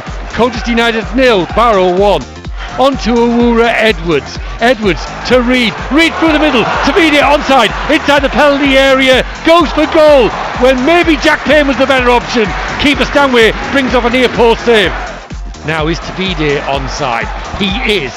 Left hand side of the penalty area. Payne with the shot. Just wide of the target. I say the shot, he just stuck out his right foot, got what looked like a goal-scoring contact for a moment, only for the ball to evade the far upright at the very last moment. Samson Davide holding up his man, back heel to J.K. Gordon. J.K. Gordon tried to set up Payne. It falls to Wura Edwards. And not for the first time this afternoon, a used player well placed to score blazes over. Macy doesn't get there, and out of the blue, Barrow, who have defended gamely to that early lead, have doubled it with a close range header. Colchester United 0, Barrow 2. Williams tests the keeper to his left, and suddenly, for the first time in the afternoon, Barrow are giving away opportunities for Colchester United, but again Stanway came to the rescue. Colchester United doing everything to try and get themselves a goal in that one, but in the end it was 2 to the opposition. Barrow go away from the Community Stadium with 3 points. Youths fans, are you concerned with those last 2 performances, or is it not so much about the performance today for the Youths, just the fact that they weren't able to score despite the chances? 81333 on the text, 08000 321 333 on WhatsApp. Start your messages or with the word Essex. We'll get the thoughts of the Youths head coach Danny Cowley between now and 6 here on BBC Essex Sport. Over in Cornwall, Southend United have continued their unbeaten start to the National League season. Boys whipping this in. It's for Scott Morris's head, and it's taken off the line by Bell with his foot. It was aimed at that bottom right corner. Excellent climb from Scott Morris. Well, one man who is moving fast is Truro City's Dominic Fisher. He's got past Goodliff, right side of the penalty area. Looks to put it across. Man onto it is Law with a shot. And it comes off Coker. It goes over the byline, and there's a corner kick. Back to Scott Morris. Room for a cross. Aimed into the middle. There's a header, and it's in. Well, there's an offside flag goes up against them. Cuts inside, now into the penalty area again. He's put it to Scott Morris. There's a couple of deflections, and there is a goal this time. And the man wheeling away is Sam Austin. A bit of pinball in the penalty area, but Sam Austin's accuracy awesome in there, and he buries it into the roof of the net. Truro City 0, Southend United 1. Yep. Scott Morris steps up, shoots, punched away by the goalkeeper to his right into that left corner. It will go out for a corner kick. Scott Morris, it was spinning deftly into that bottom left corner. Spartos on the left, a chance to score. He puts it across to Parallon. Can he shoot? He can't get the shot away as Truro throw themselves at the ball to stop the number 19 for Southend getting a shot. 3 points then for Southend United at Truro. Sam Austin with another goal for Blues. 81333 on the text if you want to react to that, Southend United fans. You can WhatsApp 08000 321 333. Start your message with the word Essex. As for Braintree Town elsewhere in the National League, well, they're enjoying playing at Cressing Road at the moment. Braintree with a free kick and the ball comes over towards the far post. Lewis Walker heads it across. It's chaos in the 6-yard box. Yeovil just about scramble it clear, and that's the most action we've seen for quite a while, Warren, in this one. There's been a little bit of a stalemate as of yet. Lewis Walker's looked the biggest threat for Braintree. Ball goes in again towards Aidan Francis-Clark, and Jed Ward, the Yeovil goalkeeper, comes out to claim it. Good goalkeeping there from the visiting keeper. But currently Braintree 0, Yeovil 0 here at Cressing Road. Kamara with a chance. Kamara with the goal. Braintree break the deadlock at Cressing Road, looking for that second win of the season and a first ever against Yeovil Town. And Saeed Kamara, the substitute, provides them with the goal they needed. Braintree 1, Yeovil Town 0.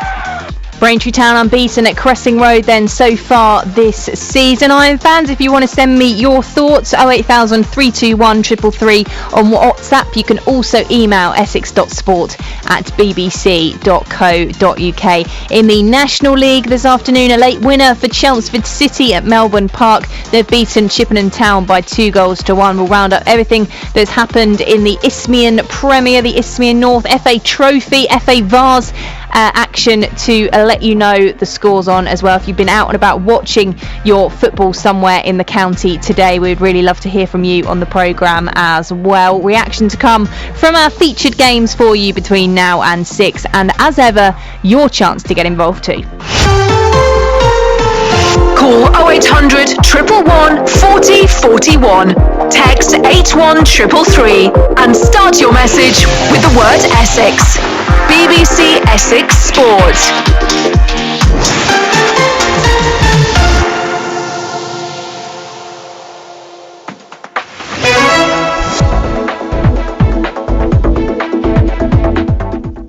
BBC Essex Sports travel news for you then. I'm pleased to say, despite the busy bank holiday, that there doesn't seem to be too much to tell you about on the roads or the rails. No issues to report in terms of problems on the M25, the major routes across the county. Public transport all looking okay as well. But if you know differently, you can let us know if it's safe and legal to do so. The free phone number 0800 111 40 41. We'll have more travel news for you in half an hour's time. Victoria Polly. BBC Essex Sport.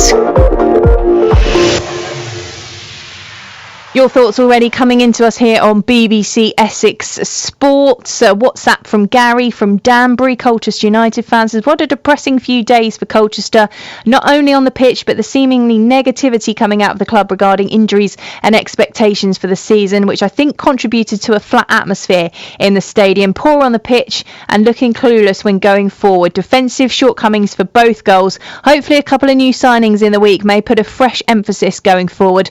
On to Barnet next Saturday, up the U's, says Gary. 08000 321 333 if you want to get involved and share your thoughts as well. 81333 on the text. It was interesting from speaking to Danny Cowley earlier in the week. You can listen to the full interview on BBC Sounds by searching for Colchester United, but also the programme notes available online ahead of today, just sort of listing the challenges that they are facing at the moment with the injuries that they've got, the budget, the possible outgoings in the squad as well. And we've learned today about Oscar Thorne being that one to be the next on the list, possibly heading out of the club, a bid being accepted. So lots of challenges that they are working with, but also those expectations of how they did last season. Is there a bit of pressure on Danny Cowley and his Colchester United side, albeit a slightly different Colchester United side, to do something similar this season? So be interested to know your thoughts on that. It's been quite the discussion around that on social media over the past 24 hours or so. Your thoughts as well, if you're a Southend United fan, on another win. We will get to your messages, and we will also hear from our Southend United summariser, Glenn Pennyfather, who has been watching. We'll make sure he can hear us in the depths of Cornwall to get his thoughts. But let me just run you through the full-time scores from elsewhere. Starting in the Premier League in the early game, it finished Manchester City 0, Tottenham Hotspur 2. Spurs continuing to be City's bogey side at the Etihad. Full-time scores from the 3 o'clock games: Bournemouth 1, Wolves 0, Brentford 1, Aston Villa 0, and Burnley 2, Sunderland 0. Arsenal against Leeds kicks off at 5:30. In the Championship early games, it finished Charlton 0, Leicester City 1, Hull City 0, Blackburn Rovers 3. Problems mounting off the pitch for Hull City, and Swansea City 1, Watford 1. They're full-time scores from the 3 o'clock games. Birmingham 1, Oxford United 0, Coventry City 7, QPR 1, Coventry 5-0 up at half time in that game. Norwich City 1, Middlesbrough 2, Norwich down to 10 men in that one. Preston 1, Ipswich Town 0, not been the best of starts to the season for Ipswich. Sheffield United 0, Millwall 1, Southampton 1, Stoke City 2, West Brom 1, Portsmouth 1, and Wrexham 2, Sheffield Wednesday 2. Sheffield Wednesday coming back from 2-0 down after all the problems they're having off the pitch to draw 2-2 with Wrexham. In the Scottish Premiership, it finished Celtic 3, Livingston 0, Hearts 3, Motherwell 3, and Kilmarnock 0, Dundee 0. In League One's early games, Luton Town 0, Cardiff City 1, Rotherham 2, Wigan 2. That was a late equaliser for Paul Mullin for Wigan to level things up in that one. Full times from 3 o'clock, AFC Wimbledon 2, Barnsley 0, Bolton 1, Lincoln City 1, Huddersfield Town 1, Stevenage 0, Mansfield Town 4, Leyton Orient 1, Northampton Town 2, Exeter City 0, Peterborough United 1, Bradford City 1, Plymouth 1, Blackpool 0, Port Vale 0, Doncaster Rovers 1, Stockport County 2, Burton Albion 1, and Wycombe 2, Reading 2. In League 2 early games, Newport County 1, MK Dons 2, Walsall 1, Salford City 0. 3 o'clock, Accrington Stanley 1, Grimsby Town 1, Bristol Rovers 1, Cambridge United 0, Cheltenham Town 0, Barnet 1, another win for newly promoted Barnet. You know about Colchester United 0, Barrow 2, reaction on the way. Crawley Town 0, Tranmere Rovers 2, Fleetwood Town 1, Oldham Athletic 1, Gillingham 1, Crewe 0, late winner there for Gillingham up against a Crewe side who started the day top. Harrogate Town 1, Chesterfield 2, Notts County 2, Bromley 2, and Swindon Town 2, Shrewsbury Town 1. In the National League's early game, the football gods were smiling down on Morecambe. They got a 90th minute winner. Morecambe 2, Altrincham 1. That's their first game of the season after all the problems they've had with the takeover and the potentially going bust. So they get off to a winning start with that new squad of players that they've had to put together. Brackley Town 2, Rochdale 1. You've heard about Braintree Town 1, Yeovil Town 0. Reaction on the way. Eastleigh 2, Boston 0, Gateshead 2, Tamworth 1, Halifax 1, Forest Green Rovers 2, struggling at the start of this season, FC Halifax. Hartlepool United 3, Woking 0, Solihull Moors 1, Aldershot 5, Sutton United 2, Scunthorpe United 3. You've heard about Truro City 0, Southend United 1, more on that in a moment. And Wealdstone against Carlisle is the 5:30 kickoff. We will bring you the scores from across the county as well from the local leagues and run through everything that's been happening. We've had across FA Trophy, FA Vars, as well as the usuals, including a 2-1 win for Chelmsford City in the National South, a 90th minute winner, or just before the 90th minute, Kai Corbett with that winner for Chelmsford to pick up their second win of the season. So run you through everything else that's been going on. Nemo says Austin looks like the goal scorer we've been looking for. Let's get some thoughts from former Southend United midfielder, also host of the BBC Essex Fans Phone-In, Glenn Pennyfather, who was watching for us at Truro today. Took Southend United a while, Glenn, but they got the goal they needed.